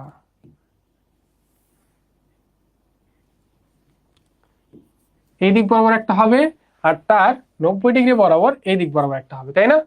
তো তোমরা হয়তো দেখে আসছো অনেক জায়গায়, তাও এই কোণটা থিটা হইলে এই কোণটা কি 90 মাইনাস থিটা, তখন এটাও কি হয়ে যাবে? থিটা হয়ে যাবে। মানে এটা 45 ডিগ্রি হইলে এটা কত হয়ে যায়? এটা হয়ে যায় 45। তো আমি তোমাদের থিটা দিয়ে আগে শিখাই বিষয়টা, এটা আগে তোমাদের আমি থিটা দিয়ে শিখাই, ঠিক আছে? তো এই কোণটা যদি থিটা হয়, এই কোণটা যদি থিটা হয় তাহলে এই কোণটা হবে কি? থিটা। তো থিটা যদি হয়, তোমাদের আমি পড়াইছিলাম, তোমাদের কি মনে আছে? লম্ব অভিক্ষেপ আর উপাংশ পড়াইছিলাম তোমাদের। কি ছিল বিষয়টা? লম্ব অভিক্ষেপ আর উপাংশ ছিল, এইটা যদি এমজি হয়, তা থিটা কোণের উপাংশটা কত হবে? এইটা হবে এমজি কস থিটা, মনে পড়ে, তাই না? আর এই দিক বরাবর তাহলে কি আসবে? এমজি সাইন থিটা, মনে পড়ে? এটা তোমাদের আমি ভেক্টরের ক্লাসে এটা দেখাইছিলাম, যে যার সাথে এই যে অ্যাঙ্গেল করে থাকবে তার উপরে নিলে আমরা কি নেবো? কস, আর অপোজিটটা হবে কি তাইলে? সাইন। এখন বলো, এই বস্তুটা আছে এই অবস্থায়, এই বস্তুটার উপরে কি কি বল কাজ করতেছে? এমজি একটা বল কাজ করতেছে, আর বিপরীত দিকে আর কাজ করতেছে। এই এমজির একটা উপাংশ আছে না এই দিক বরাবর, কি আছে? MG sine theta. তো এই এমজি সাইন থিটা যেহেতু আছে, তাহলে বস্তুটা কি নিচের দিকে পড়ার কথা না? কিন্তু বলছে এটা নিশ্চল কোণ, বস্তুটা এখনো পড়তেছে না। তার মানে আমার যে এমজি সাইন থিটা এই দিক বরাবর আছে, তার বিপরীতে কোনো একটা অবশ্যই বল থাকতে হবে। বিপরীতে যে বলটা আছে এইটাই হচ্ছে স্থিতি ঘর্ষণ বল। বুঝতে পারছো কথা? এই এমজি সাইন থিটা এই বলে বস্তুটা নিচের দিকে পড়ার কথা, কিন্তু পড়তিছে না। কেন পড়তিছে না? কারণ তার বিপরীত দিকে একটা বল আছে। কোন বল আছে? স্থিতি ঘর্ষণ বল। বোঝা গেছে? তাহলে বস্তুটা যদি এরকম স্থির থাকতে চায় তাহলে কি হইতে হবে বলতো? এই এমজি সাইন থিটার এফ এর সমান হইতে হবে না? হ্যাঁ, এটাই হইতে হবে এখানে, যে বস্তুটা যদি স্থির থাকতে চায়, বস্তুটা যদি স্থির থাকতে চায় কি হইতে হবে? এই এফ এস ইকুয়ালস টু হইতে হবে এমজি সাইন থিটা। ক্লিয়ার হয়েছে? আচ্ছা, আশা করি বুঝতে পারছো তোমরা। এরপরে দেখো, বস্তুটা কি লেগে আছে, তলের উপরে আছে, তাই না? তাহলে যদি তলের উপরে থাকে, তুমি যদি তলের উপরে থাকো, তুমি যতটুকু বল দিচ্ছ এই ফ্লোরও তোমাকে ঠিক তত পরিমাণে বলে দিচ্ছে, তাই না? এটা ছোটবেলা থেকে তোমরা শুনে আসতেছ। তাহলে এই ইটের বেলায় কি সেটা আলাদা হবে না? তাহলে ইটটা এই মেঝেতে এই আনত তলে এমজি কস থিটা বল দিচ্ছে, তাহলে এই মেঝেও ইটটাকে সেম পরিমাণ বলে দিবে। কত? যে আরটা হবে, এই আরটা মানে কত হবে? এই আরও হবে, এটাও এমজি কস থিটা। বোঝা গেছে? হ্যাঁ, এইটা যদি বুঝতে পারো, এখন তুমি আমাকে বলো তো, তোমাদের একটু আগে আমি সূত্র দেখাইছিলাম না, এফ এস ইকুয়ালস টু কি? মিউ এস ইন্টু আর। তাইলে মিউ এস ইকুয়ালস টু আমি কি লিখতে পারবো বলো তো? মিউ এস ইকুয়ালস টু আমি লিখতে পারবো কি? এফ এস বাই আর। তো এফএস আমি কত পাইছি বলো তো? এফএস আমি পাইছি এমজি সাইন থিটা, তাই না? এফএস পাইছি এমজি সাইন থিটা, আর আর কত পাইছি? আর পাইছি হচ্ছে এমজি কস থিটা। বুঝতে পারছো? এফএস পাইছি এমজি সাইন থিটা, আর পাইছি এমজি কস থিটা। তো এমজি এমজি কেটে গেলে থাকে কি দেখো তো? এখান থেকে যেটা থাকে সেটা হচ্ছে মিউ এস ইকুয়ালস টু থাকে হচ্ছে ট্যান থিটা। এইটা তোমাদের মনে রাখতে হবে, খুবই ভালো করে মনে রাখতে হবে। এটা অনেক ইম্পর্টেন্ট, এইটা খুবই ইম্পর্টেন্ট। বোঝা গেছে? এই টপিকটা খুবই ইম্পর্টেন্ট, এখান থেকে প্রায়ই প্রশ্ন হয়। হ্যাঁ, পুরাটা আবার সামারি করে দিব আমি, সমস্যা নাই, কিন্তু এইটা তোমাদের মনে রাখতে হবে। আমি আবার পুরাটা দেখাবো, অবশ্যই দেখাবো। বোঝা গেছে? যে যদি তোমার এরকম নিশ্চল কোণ দেওয়া থাকে, তখন তুমি স্থিতি ঘর্ষণ গুণাঙ্ক বের করতে পারবা, মিউ এস। আবার তোমার যদি মিউ এসটা দেওয়া থাকে, তখন তুমি এই থিটাটা বের করতে পারবা। ঠিক আছে? দেখো তাহলে এইটা আগে আমি হচ্ছে আরেকবার বুঝাই দিই যে এখানে কি ঘটনা হয়েছে। চলো, এখন তো আমার লিখতে হচ্ছে না। দেখো, একটা বস্তুকে যদি আমি আনত তলে রাখি, আনত তলে রাখা মানে হচ্ছে এমডি নিচের দিকে কাজ করবে অবশ্যই সব সময়, যেভাবেই রাখো তুমি। আর তলের উপর প্রতিক্রিয়া বলটা কেমন হয়? তলের উপর প্রতিক্রিয়া বলটা হয় সব সময় যে তলে তুমি আসছো ওই তলের উপরে লম্ব। ওই তলের উপরে কি? ওই তলের উপরে লম্ব। যেটা আমি এখানে কাজ করছি, যে আনত তলে আছে, এই আনত তলের উপরে কি হয়েছে দেখো তো? আনত তলের উপরে একটা লম্ব বরাবর বল আসছে। তো এইটাকে তো মিনিমাইজ করতে হবে, এর বিপরীতে একটা বল থাকতে হবে, তাই না? আর এই যে বলটা আমি দিচ্ছি, এটা তো তার প্রতিক্রিয়া বল। তো এইটাকে নিয়ে আসার জন্য আমাদের কি হয়েছে দেখো, যে এই এমজিটাকে আমরা দুটো উপাংশ ভাগ করে নিছি, একটা এমজি কস থিটা আর একটা কি এমজি সাইন থিটা। ভাগ করার পর আমরা দেখলাম কি বলতো, এই যে এমজি সাইন থিটা একটা এদিক বরাবর একটা বল কাজ করতেছে। যদি বিপরীত দিকে কোনো বল না কাজ করে, তাহলে কি এটা নিচের দিকে আসবে না? ধরে নাও তুমি এখানে দাঁড়ায় আছো, তোমার কোনো একটা বন্ধু যদি তোমাকে টানে, তাহলে কি হবে? তুমি অবশ্যই সেই দিকে চলে যাবা। কিন্তু তোমাকে যদি বিপরীত দিকে এই পাশ থেকে যদি আরো একজন টানে, দুজন যদি সমান বলে টানে, তাহলে তুমি কি হয়ে যাবে? স্থির হয়ে যাবে না? তাহলে এই বস্তুটা কি স্থির অবস্থায় আছে। তার মানে তোমাকে যদি এইদিকে কেউ টানে, অবশ্যই এইদিকেও সেম বলে কাউকে একটা টানতে হবে, তাহলে তো এটা স্থির থাকবে না। তাহলে এই দিক বরাবর যেহেতু এমজি সাইন থিটা এখানে টানতিছে, তার বিপরীত দিকে কি থাকবে? ঘর্ষণ বল। কারণ তোমাদের বলছিলাম ঘর্ষণ বল সবসময় গতির বিপরীতে কাজ করে। গতির বিপরীতে কাজ করছে এটা। যেহেতু বস্তুটা স্থির আছে, তাহলে অবশ্যই হইতে হবে কি, এই এফ এস আর এমজি সাইন থিটা দুইটা সমান হইতে হবে। বোঝা গেছে? এই দুটো যদি সমান হয়, আমি লিখতে পারবো F S equals two MG sine theta. এখন এটাতে আসো, দেখো এই বস্তুটা এই দিক বরাবর তলের উপরে কত বল দিচ্ছে বলতো? এমজি কস থিটা, তলের উপরে এমজি কস থিটা বল দিচ্ছে। তাহলে এই যে তলটা আছে, এই বস্তুটাকে কতটুকু বল দিবে? সেম পরিমাণ, কত? আর এই আর এর মানটা তাহলে কত হবে? এই আর এর মানটা হয়ে গেছে দেখো এমজি কস থিটা। অবশ্যই দুটা সমান হইতে হবে। এরপরে তোমাদের আমি এই যে সূত্র দেখাইছিলাম একটু আগে, তোমাদের দেখাই, এটা আসছে যে F S equals to mu S into R. তাহলে মিউ এস ইকুয়ালস টু কি? F S by R. দেখো জাস্ট মান বসায় মিউ এস ইকুয়ালস টু আসছে কত? Tan theta. এখন তোমাদের যদি আমি বলি এটা তোমরা নিজেরা সলভ করো, তাহলে করতে পারবে না? হ্যাঁ, অনেকে আনসার দিয়ে ফেলছো তোমরা। যে মিউ এস আমি যদি বের করতে চাই, এখন আমি যদি মিউ এসটা বের করতে চাই, তাহলে মিউ এস ইকুয়ালস টু কি আসবে? Tan theta. থিটা এখানে কত? এখানে 45 ডিগ্রি। 45 ডিগ্রি বসাও, তাহলে কত আসবে? টেন 45 ডিগ্রি মান কত? 1। ঠিক আছে? তাহলে এইটা হচ্ছে আমাদের আনসার। বোঝা গেছে? হ্যাঁ, অনেকে কমেন্ট করছো, বুঝতে পারছো, যাক ভালো লাগলো দেখে। হ্যাঁ, এইটা থেকে আমাদের খুব বেশি কিছু পড়তে হবে না, যতটুকু লাগবে আমি তোমাদের ততটুকুই দেখাবো। ঠিক আছে? এখান থেকে খুব বেশি কিছু লাগবে না তোমাদের। জড়তার ভ্রামক আর চক্রগতির ব্যাসার্ধ থেকে, এখান থেকে ওই যে ইঞ্জিনিয়ারিং এ যেমন অনেক কঠিন কঠিন ম্যাথ করতে হয়, ভার্সিটি প্রিপারেশনের জন্য এত কঠিন কঠিন ম্যাথ তোমাদের করার দরকার নেই। জাস্ট এখানে এইটা একটু জাস্ট মনে রাখো, যে এই যে জড়তার ভ্রামক আই ইকুয়ালস আমরা কি জানি? ওই বস্তুটার ভর। আর এই কেটা কি বলতো? হ্যাঁ, আশা করি মনে আছে তোমাদের। এই কেটা হচ্ছে চক্রগতির ব্যাসার্ধ। এটা হচ্ছে চক্রগতির ব্যাসার্ধ।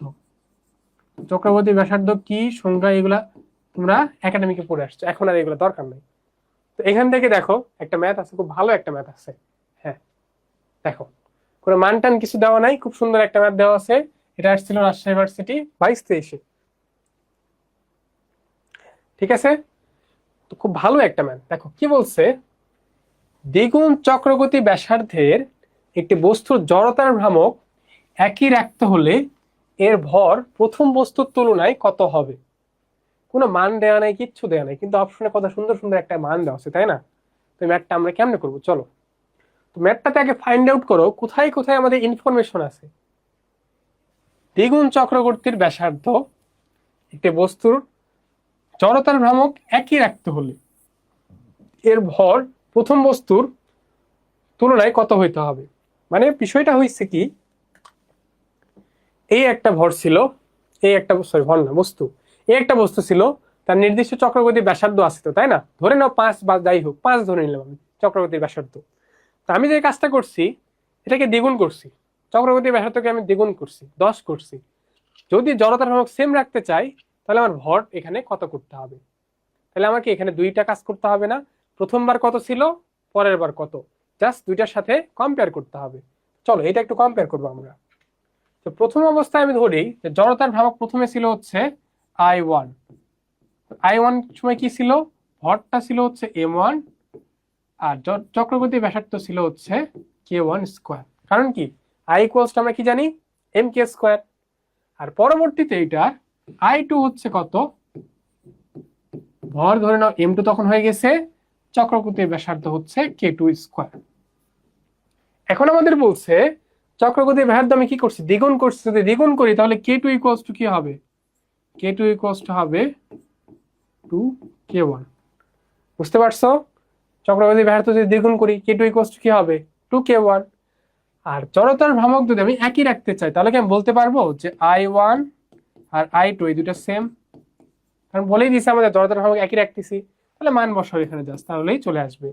I1 এর মান বসাও যে M1 K1 স্কয়ার, আর এই পাশে M2 K2 স্কয়ার।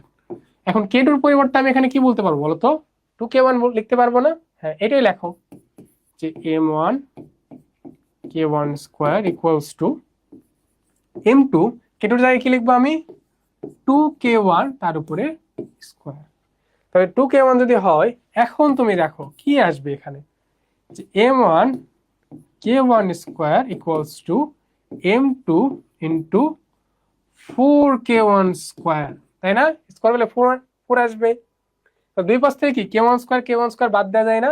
তাহলে তোমার বলছে কি, মান বের করতে বলছে কি, যে এর প্রথম বস্তুর তুলনায় কত হবে, মানে দ্বিতীয় অবস্থায় ভরটা বের করতে বলছে। M2 এর মানটা বের করতে বলছে। M2 ইকুয়ালস টু আমি কত বলতে পারবো বলতো, এটা যদি কেটে যায় M2 ইকুয়ালস টু কি বলতে পারবো, M2 ইকুয়ালস টু বলতে পারবো M1 নিচে 4। বোঝা গেছে, M1 ডিভাইডেড বাই 4। এই যে দেখো কত হইতে হবে, প্রথম বস্তুর তুলনায় কত হইতে হবে, এটাকে এই যেভাবে লিখতে পারবো না আমি, 1/4 ইন্টু হচ্ছে M1, তাহলে হইতে হবে কত, 1/4 গুণ। হ্যাঁ আনসারও দিছে অনেকে, হ্যাঁ এই তো তোমরা তো আগেই পেরে গেছো এটা। ঠিক আছে, তো এই টাইপের ম্যাথটা দু একটা দেখতে হবে। রাজশাহী ইউনিভার্সিটি 22-23 আসছিল। হ্যাঁ দেখো, এরপরে হচ্ছে টর্ক। টর্কে যে প্রবলেমটা আমাদের সবচেয়ে বড় প্রবলেম সেটা হচ্ছে আমরা ভুল করি যে tau equals to R cross F, এটাই আমাদের মনে থাকে না।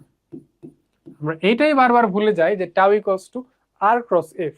তোমরা যেটা করো পরীক্ষার হলে, আমি অনেক খাতায় এরকম দেখছি, এফ ক্রস আর, এটা দিয়ে এমসিকিউ হচ্ছে মান বের করো, আর দেখবা ওই রকম একটা অপশনও দিয়ে দিবে তোমাকে, আর ওইটা তুমি ভুল করে চলে আসবা। এটা খুবই রেগুলার একটা ভুল তর্কের ক্ষেত্রে। ঠিক আছে, এটা অবশ্যই মনে রাখবা, আর ক্রস এফ। আর ক্রস গুণন কেমনে করতে হয় এতদিনে তোমরা শিখে ফেলছো, তাই না? অবশ্যই কি, আর ক্রস এফ। আচ্ছা, তারপরে টাউ ইকুয়ালস টু, তোমার আরো কি জানো বলো তো, tau equals to I alpha. Tau equals to কি, tau equals to I alpha. আইটা কি, আই হচ্ছে জড়তার ভ্রামক, এটা হচ্ছে জড়তার ভ্রামক, আর আলফাটা কি বলো, জড়তার ভ্রামক, আর আলফা হচ্ছে কৌণিক ত্বরণ। ঠিক আছে, চলো তাহলে দেখি এখানে কি কোশ্চেন আছে।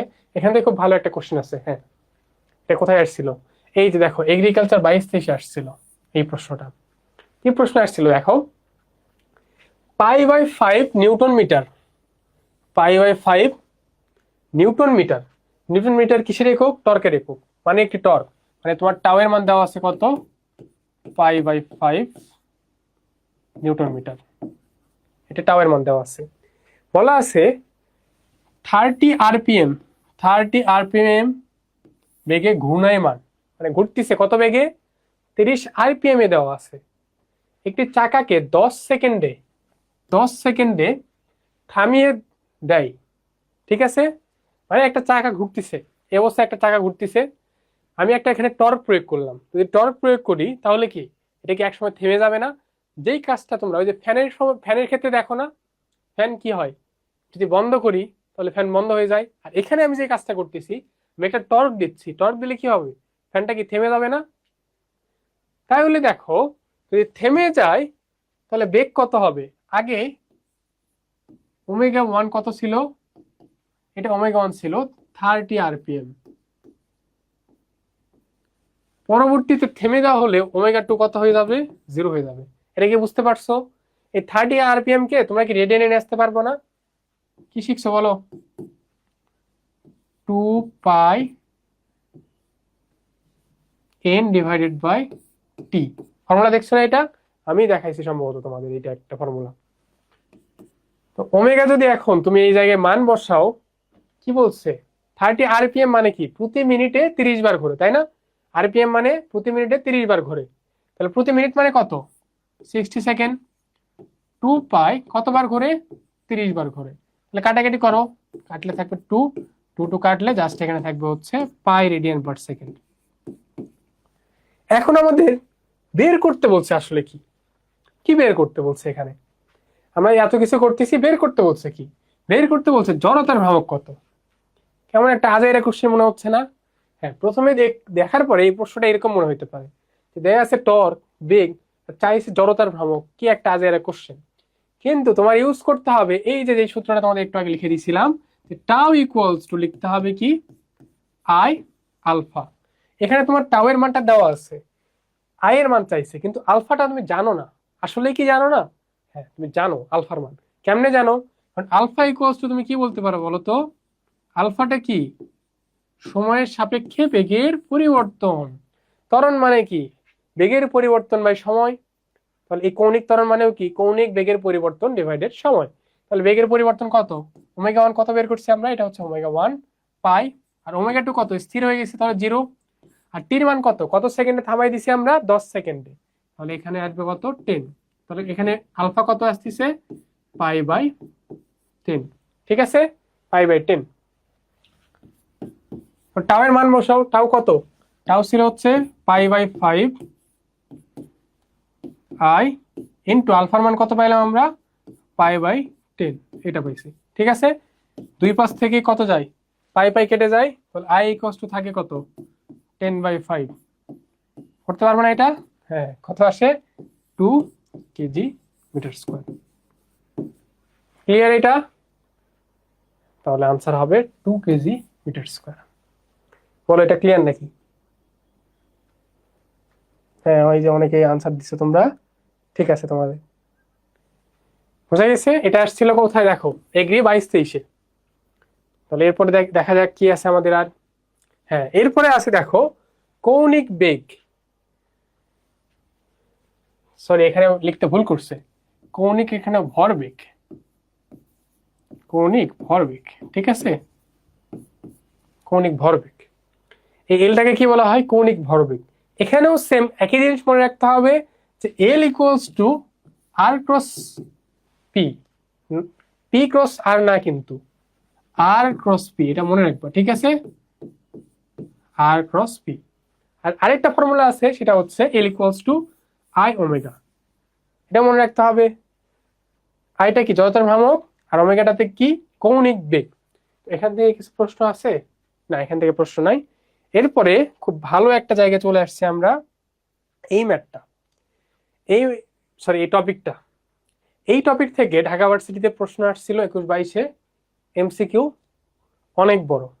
তো তার আগে আমরা টপিকটা একটু আলোচনা করি যে এটা আসলে কি। কেন্দ্রমুখী বল, এখানে আমরা কি কি আলোচনা করব? কেন্দ্রমুখী বল নিয়ে আলোচনা করব। অনুভূমিক এবং উলম্ব তলে বস্তুর বৃত্তাকার গতি নিয়ে আমরা আলোচনা করব। ঠিক আছে, কি কি নিয়ে আলোচনা করব? কেন্দ্রমুখী বল নিয়ে আলোচনা করব আমরা, আর অনুভূমিক ও উলম্ব তলে বস্তুর বৃত্তাকার গতির নিয়ে আলোচনা করব।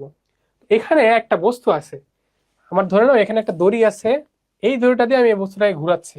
ঠিক আছে, এই বস্তুটা তাহলে এটাকে কেন্দ্র করে এইভাবে ঘুরতেছে এইভাবে।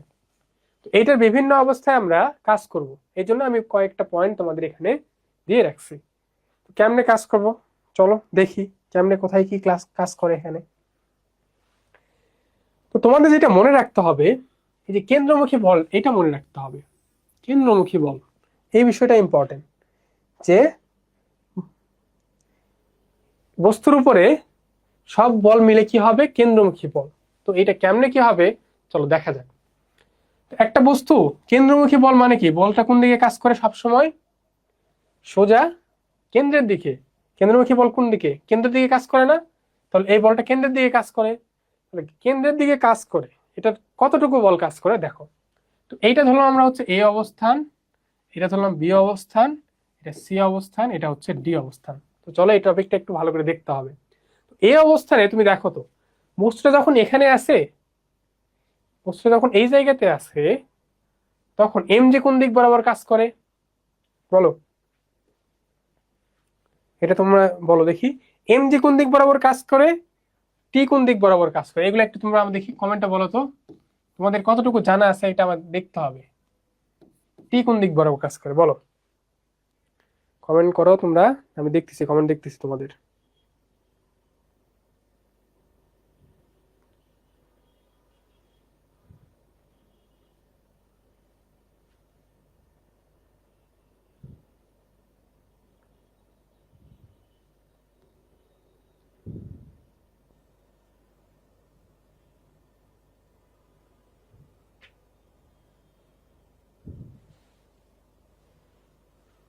বলো। আচ্ছা, অনেকে বলছো। হ্যাঁ দেখো, এখানে জাস্ট ছোট্ট একটা জিনিস তোমাদের মনে রাখতে হবে, তাহলে তোমাদের ইজি হবে। অনেকের এটা নিয়ে ঝামেলা হয় যে কোনটা কোন জায়গায় বসাবো, কোনটা কোন দিকে ধরবো, অনেকের ঝামেলা হয়। কেন্দ্রমুখী বল মানে হচ্ছে কেন্দ্র বরাবর, কেন্দ্র বরাবর, কেন্দ্র বরাবর লব্ধি বল, কেন্দ্র বরাবর লব্ধি বল। তাহলে কেন্দ্র বরাবর লব্ধি বলটাকে আমরা কি বলবো?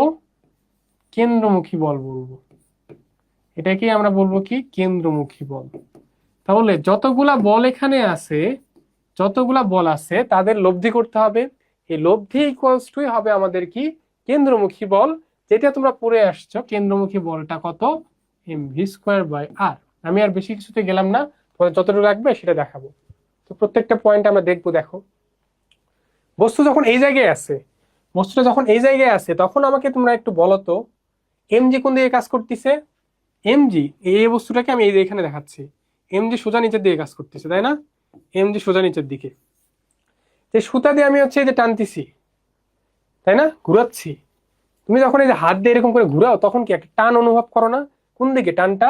এই টানটাও নিচের দিকে, এমজিও নিচের দিকে, তাহলে টিও নিচের দিকে, এমজিও নিচের দিকে। তাহলে কেন্দ্র বরাবর লব্ধি বলটা কত এই অবস্থানের জন্য? এই অবস্থানের জন্য তাহলে কি আসবে? এই অবস্থানের জন্য আসবে এমজি প্লাস টি, এটা ইকুয়ালস টু mv²/r।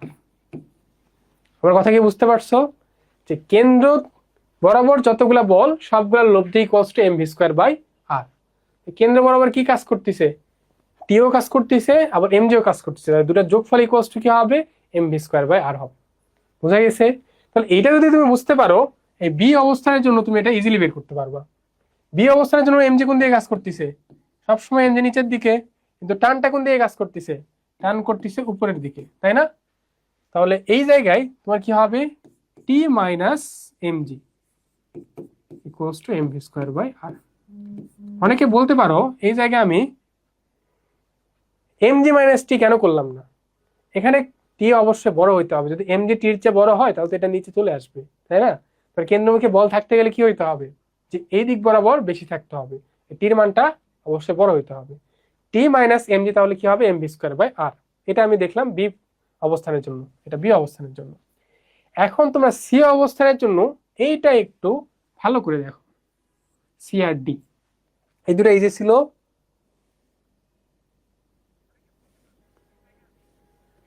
দেখো এটা দেখো, এইটা হচ্ছে কেন্দ্রের দিক বরাবর, এই দিক বরাবর টি কাজ করতেছে, আর এমজি কোন দিক বরাবর কাজ করতেছে বলতো?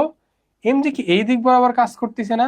তাহলে এই টি আর এমজি এই দুইটার মাঝখানের অ্যাঙ্গেল কত বলতো? এই দুইটার মাঝখানের অ্যাঙ্গেলটা কত? 90 ডিগ্রি। তাহলে যদি তুমি উপাংশ নিয়ে কাজ করো, টি ইকুয়ালস টু হবে এম ভি স্কোয়ার বাই আর। কেন এটা আমি ডিরেক্ট লিখলাম এখানে? কারণ এমজি যদি তুমি উপাংশ নাও, এমজি কজ 90 এর মান কত? কজ 90 এর মান জানি আমরা 0। তাহলে এমজি কজ 90 পুরোটা কত হয়ে যাবে? পুরোটা 0 হয়ে যাবে। জাস্ট টি ইকুয়ালস টু কি হবে? M V square by R. দেখো এই পর্যন্ত কোনো প্রবলেম আছে? আমাদের ক্লাস আর বেশিক্ষণ নাই, এখন আর ব্রেক দিব না। আমাদের ক্লাস আর বেশিক্ষণ নাই, একদম শেষের দিকে চলে আসছে আমরা। আর মাত্র 2-3টা স্লাইড আছে, আর ম্যাথ আছে সম্ভবত, আর একটা ম্যাথ আছে, একটা কি দুইটা মাত্র ম্যাথ আছে, তাহলে আমাদের ক্লাসই শেষ। 10 মিনিট হলে ক্লাস শেষ হয়ে যাবে আমাদের। একবারে এই জন্য ব্রেক, এখন এই জন্য ব্রেক দিচ্ছে না, একবারে 10 মিনিট পরে ক্লাসই শেষ হয়ে যাবে আমাদের।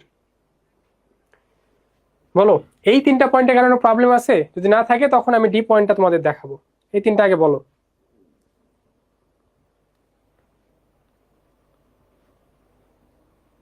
আচ্ছা, আশা করি প্রবলেম নাই। তাহলে ডি পয়েন্টের জন্য একটু আমি দেখাই তোমাদের।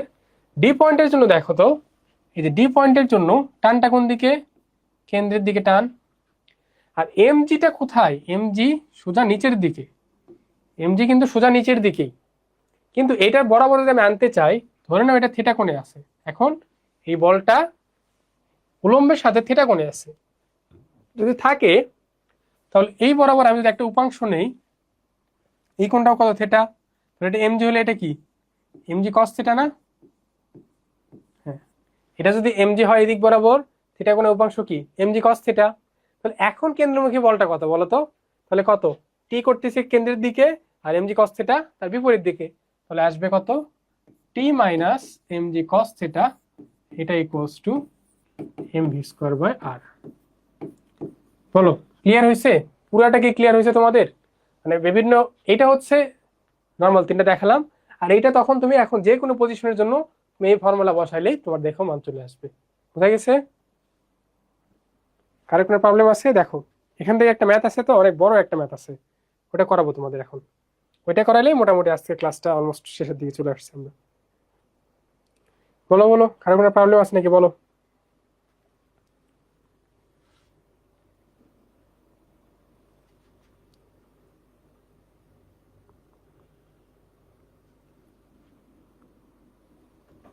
হ্যাঁ, আশা করি প্রবলেম নাই। চলো আমরা হচ্ছে দেখি। হ্যাঁ, এই যে এই ম্যাথটা দেখো, এই ম্যাথটা দেখো, এটা আসছিল, এটা আমার সময় আসছিল ঢাকা ভার্সিটি 21-22, এটা আমার সময় আসছিল, ঠিক আছে? প্রশ্নটা খুব বড় একটা, সলিউশনটা একটু বড়, আর খুব ভালো একটা প্রশ্ন। যদি তোমার কনসেপ্ট ক্লিয়ার না থাকে, এটা পারা কিন্তু একটু টাফ এক্সাম হলে। একটি সুতার এক প্রান্তে একটি বস্তুকে বেঁধে উলম্ব বৃত্তাকার পথে ঘোরানো হচ্ছে। এই যে বৃত্তাকার পথে ঘুরাচ্ছে আমি এই দিক বরাবর, ঠিক আছে? ঘোরানো হচ্ছে। বৃত্তের সর্বোচ্চ বিন্দুতে বস্তুটার বেগ, বৃত্তের সর্বোচ্চ বিন্দুতে বস্তুর বেগ হচ্ছে √3 GR। তার মানে V1 ইকুয়ালস টু কত? √3 দেওয়া ছিল। হ্যাঁ, এটা রুটটা পুরাটার উপরে, ঠিক আছে? এটা ঠিক করে নিবা, √3 GR। সর্বনিম্ন বিন্দুতে সুতার টানের অনুপাত কত? সর্বোচ্চ বিন্দুতে সুতার টান এই T1, আর সর্বনিম্ন বিন্দুতে এই T2, এই দুটার অনুপাতটা আমাদের চাইছে। দেখো কত ঝামেলার একটা প্রশ্ন না? দেওয়া আছে শুধুমাত্র V1, চাইছে তোমার T1 আর হচ্ছে T2 অনুপাত।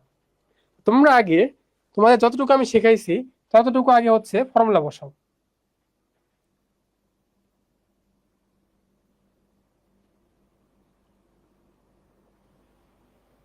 ঠিক আছে? বসাও। তো এই পয়েন্টে যদি তুমি বসাও, এই পয়েন্টে যদি তুমি বসাও, কত বসাবা এই পয়েন্টে? এই পয়েন্টে আমরা পড়ছিলাম কত? T1, বলো মনে করো, এখানে ছিল T1 প্লাস mg, এটা equals to mv square by R. মনে পড়ে? মনে পড়ে এটা? হ্যাঁ। আর এই অবস্থানের জন্য কি ছিল? T2 minus mg equals to mv square by R. এরকম না বিষয়টা? কিন্তু এই জায়গায় বেগটা কত? v1, আর এখানে বেগটা কত? v2। বোঝা গেছে? পার্থক্যগুলো বুঝতে পারছো নাকি বলো? পার্থক্য বুঝতে পারছো? এখানে পার্থক্য বুঝতে পারলে তাহলে এই ম্যাথটা এখন করতে পারবো আমরা। তাহলে এখান থেকে আমাদের T1 আর হচ্ছে T2 এইগুলা মানগুলা বের করতে হবে। তো কেমনে করবো আমরা দেখো তো। এখান থেকে T1 এর মানটা আমরা বের করতে পারবো কেমনে? এখানে mg, v1 মানে কত দেখো তো। v1 মানে √3gr দেয়া আছে না? মানে v1 স্কয়ার মানে কত? আমি কি বলতে পারবো? 3gr। এটা কি বলতে পারবো না? তো বসাও তো, m ইন্টু 3gr, নিচে হচ্ছে আর, আর আর কেটে গেলে কি থাকে? T1 ইকুয়ালস টু কত থাকে বলো তো? এই পাশে থাকে 3mg, আর এই পাশ থেকে কি গেছে? একটা mg। তাহলে T1 ইকুয়ালস টু কত পাইলাম আমরা? T1 ইকুয়ালস টু আমরা পাইলাম 2mg। দেখো এটা বুঝতে পারছো? T1 কত পাইছি? 2mg পাইছি। কিভাবে পাইলাম? এই ফর্মুলাটা তোমাদের একটু আগে আমি দেখাইছি যে সর্বোচ্চ বিন্দুতে কেমন লিখতে হয়। সেখানে জাস্ট আমি এই ভির মানটা বসাই দিছি, v1 এর মানটা বসাই দিছি। সর্বোচ্চ বিন্দুতে বেগ আমাদের দেওয়া ছিল, এটা বসাই দিয়ে T1 আমি পাইছি কত? 2mg। এখন T2 তে আমার বের করতে হবে। T2 যদি বের করতে চাই তাহলে আমাদের কি v2টা লাগবে না আগে? হ্যাঁ, এই v2টা আগে আমাদের বের করতে হবে।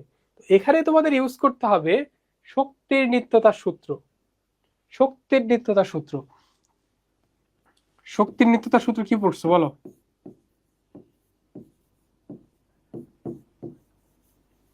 শক্তির নিত্যতার সূত্র, শক্তির নিত্যতার সূত্র। শক্তির নিত্যতা তোমরা সূত্র পড়ছো কি বলতো? একটা বস্তু যদি এই পাশ থেকে এখানে আসে, উপর থেকে যদি নিচে আসে, তাহলে কি হয়? মনে পড়ছে? যদি এই যে এই জায়গায় আছে, তুমি ধরে নাও এইটাকে ধরে নাও ভূমি, এই অবস্থানটাকে তুমি ধরে নেবা কি? এটা ধরে নাও ভূমি। এটা যদি ভূমি হয়, এটা কতটুকু? একটা নির্দিষ্ট উপরে আছে না? কতটুকু আছে? হ্যাঁ, অনেকে আছে এটা ধরতে পারছো, বাট অনেকের প্রবলেম হয়েছে যে এই বস্তুটা কতটুকু উপরে আছে এটা বুঝতে। তোমার কত দেয়া আছে? এই যে আরটা আমরা ধরছি, আরটা কি? এই যে বৃত্তাকার পথটার ব্যাসার্ধ না? তাহলে এই যে ডিস্টেন্সটা কত? এই যে v1 আর v2 দুটো অবস্থান দেওয়া আছে না? ডিস্টেন্সটা কত? এটা হচ্ছে 2r। বুঝা গেছে? তাহলে আমি কি বলতে পারবো যে এই অবস্থান থেকে যদি এই অবস্থানে আসে, তাহলে মোট শক্তির নিত্যতার সূত্র কি লিখতে পারবো বলো? এটা একটু তোমরা বলো তো দেখি। এখানে যখন ছিল তখন এটার কি কি ছিল? গতিশক্তি ছিল কত? Half m v1 square. আর বিভব শক্তি এটার সাপেক্ষে এটার বিভব শক্তি কত? এটার সাপেক্ষে বিভব শক্তি কত? বিভব শক্তি পার্থক্যটা কত? এটা আসবে হচ্ছে mg ইন্টু 2r। এটা কি বোঝা গেছে নাকি বলো? বোঝা গেছে? এটার আর এটার ক্ষেত্রে কি হবে? এটাকে যেহেতু আমি ধরে নিচ্ছি এটা আমার ভূমি, তাহলে কি হবে? এটার হাফ m v2 স্কয়ার। এটার কি কোনো বিভব শক্তি থাকবে? আমি ধরে নিচ্ছি এটা ভূমি, এটার সাপেক্ষে এটা হিসাব করতেছি, তাহলে এটার কোনো বিভব শক্তি থাকবে না। এখন এখান থেকে তোমার এই v2 মানটা বের করতে হবে। কেমনে বের করবা? দেখো এখন ইজিলি বের হয়ে আসবে। সবগুলা থেকে m আছে, তাহলে m বাদ দেওয়া যায়। তাহলে এখানে আসছে 2 v1 স্কয়ার। v1 স্কয়ার মানে কত? এই যে এখানে আমরা বের করছিলাম, v1 স্কয়ার মানে হচ্ছে 3gr, তাই না? 3gr প্লাস এখানে কত আসে? m চলে গেলে 2gr, আর এখানে m চলে গেলে থাকে কত? হাফ v2 স্কয়ার, তাই না? তো এখান থেকে v2 স্কয়ারের মানটা বের করো। v2 স্কয়ার মান বের করতে গেলে কি করতে হবে? 2 দ্বারা সবগুলোকে গুণ করতে হবে। 2 দ্বারা গুণ করলে কি আসবে? এখানে 3gr প্লাস এখানে কত আসবে? 4gr equals to v2 square. v2 square equals to কত আসলো? v2 স্কয়ার ইকুয়ালস টু আসছে 7gr। দেখো এটা বুঝতে পারছো নাকি? এটা বুঝতে পারছো নাকি? দেখো এটা যদি বুঝতে পারো তাহলে তোমাদের ম্যাথ শেষ। এখন জাস্ট এখানে বসাও। এই জায়গায় আমি মানটা এখানে বসাই দেখাচ্ছি। এই মানটা আমি এখানে বসাই দেখাচ্ছি, দেখো এইটা। তাহলে এখান থেকে আমি T2টা বের করতে গেলে কি করতে হবে? T2 ইকুয়ালস টু কি বলতে পারবো বলো তো? M V two square M, আচ্ছা পুরোটা মিশাই দিই, M V two square divided R, আর এটা এই পাশে গেলে কি হয়ে যাবে প্লাস এম জি, তাই না? তো মান বসায় দেখো কত আসে, ভি টুর মান কত, ভি টু না তো আমরা ডিরেক্ট একদম দেখো ভি টু স্কোয়ারের মান বের করছি কত 7 GR, তাহলে এটা বসাও 7 GR, নিচে কত আর, তাহলে আর আর কেটে যাবে, আর এখানে আছে mg, কত আসে 7 mg প্লাস mg, এটা আসছিল, এটা আসছে কত 8 mg, তাহলে টি টু আসছে 8 mg, টি ওয়ান আসছে কত, এই যে আমাদের এইটা ছিল হচ্ছে কাঙ্ক্ষিত অনুপাতটা। এখন অনুপাতটা আমাদের বের করতে হবে। এই পুরো ম্যাথ একটা এমসিকিউ, চিন্তা করা যায় এই পুরো ম্যাথটা ছিল আমাদের সময় আসছিল এটা ঢাকা ভার্সিটিতে, এটা আসছিল একটা এমসিকিউ, বুঝতে পারছো?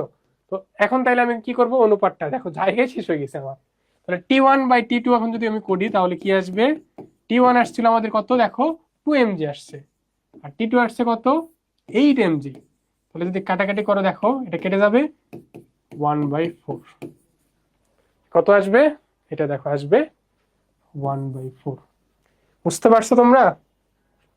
এত বড় একটা কোশ্চেন আসছিল এমসিকিউতে, আশা করি প্রবলেম নাই।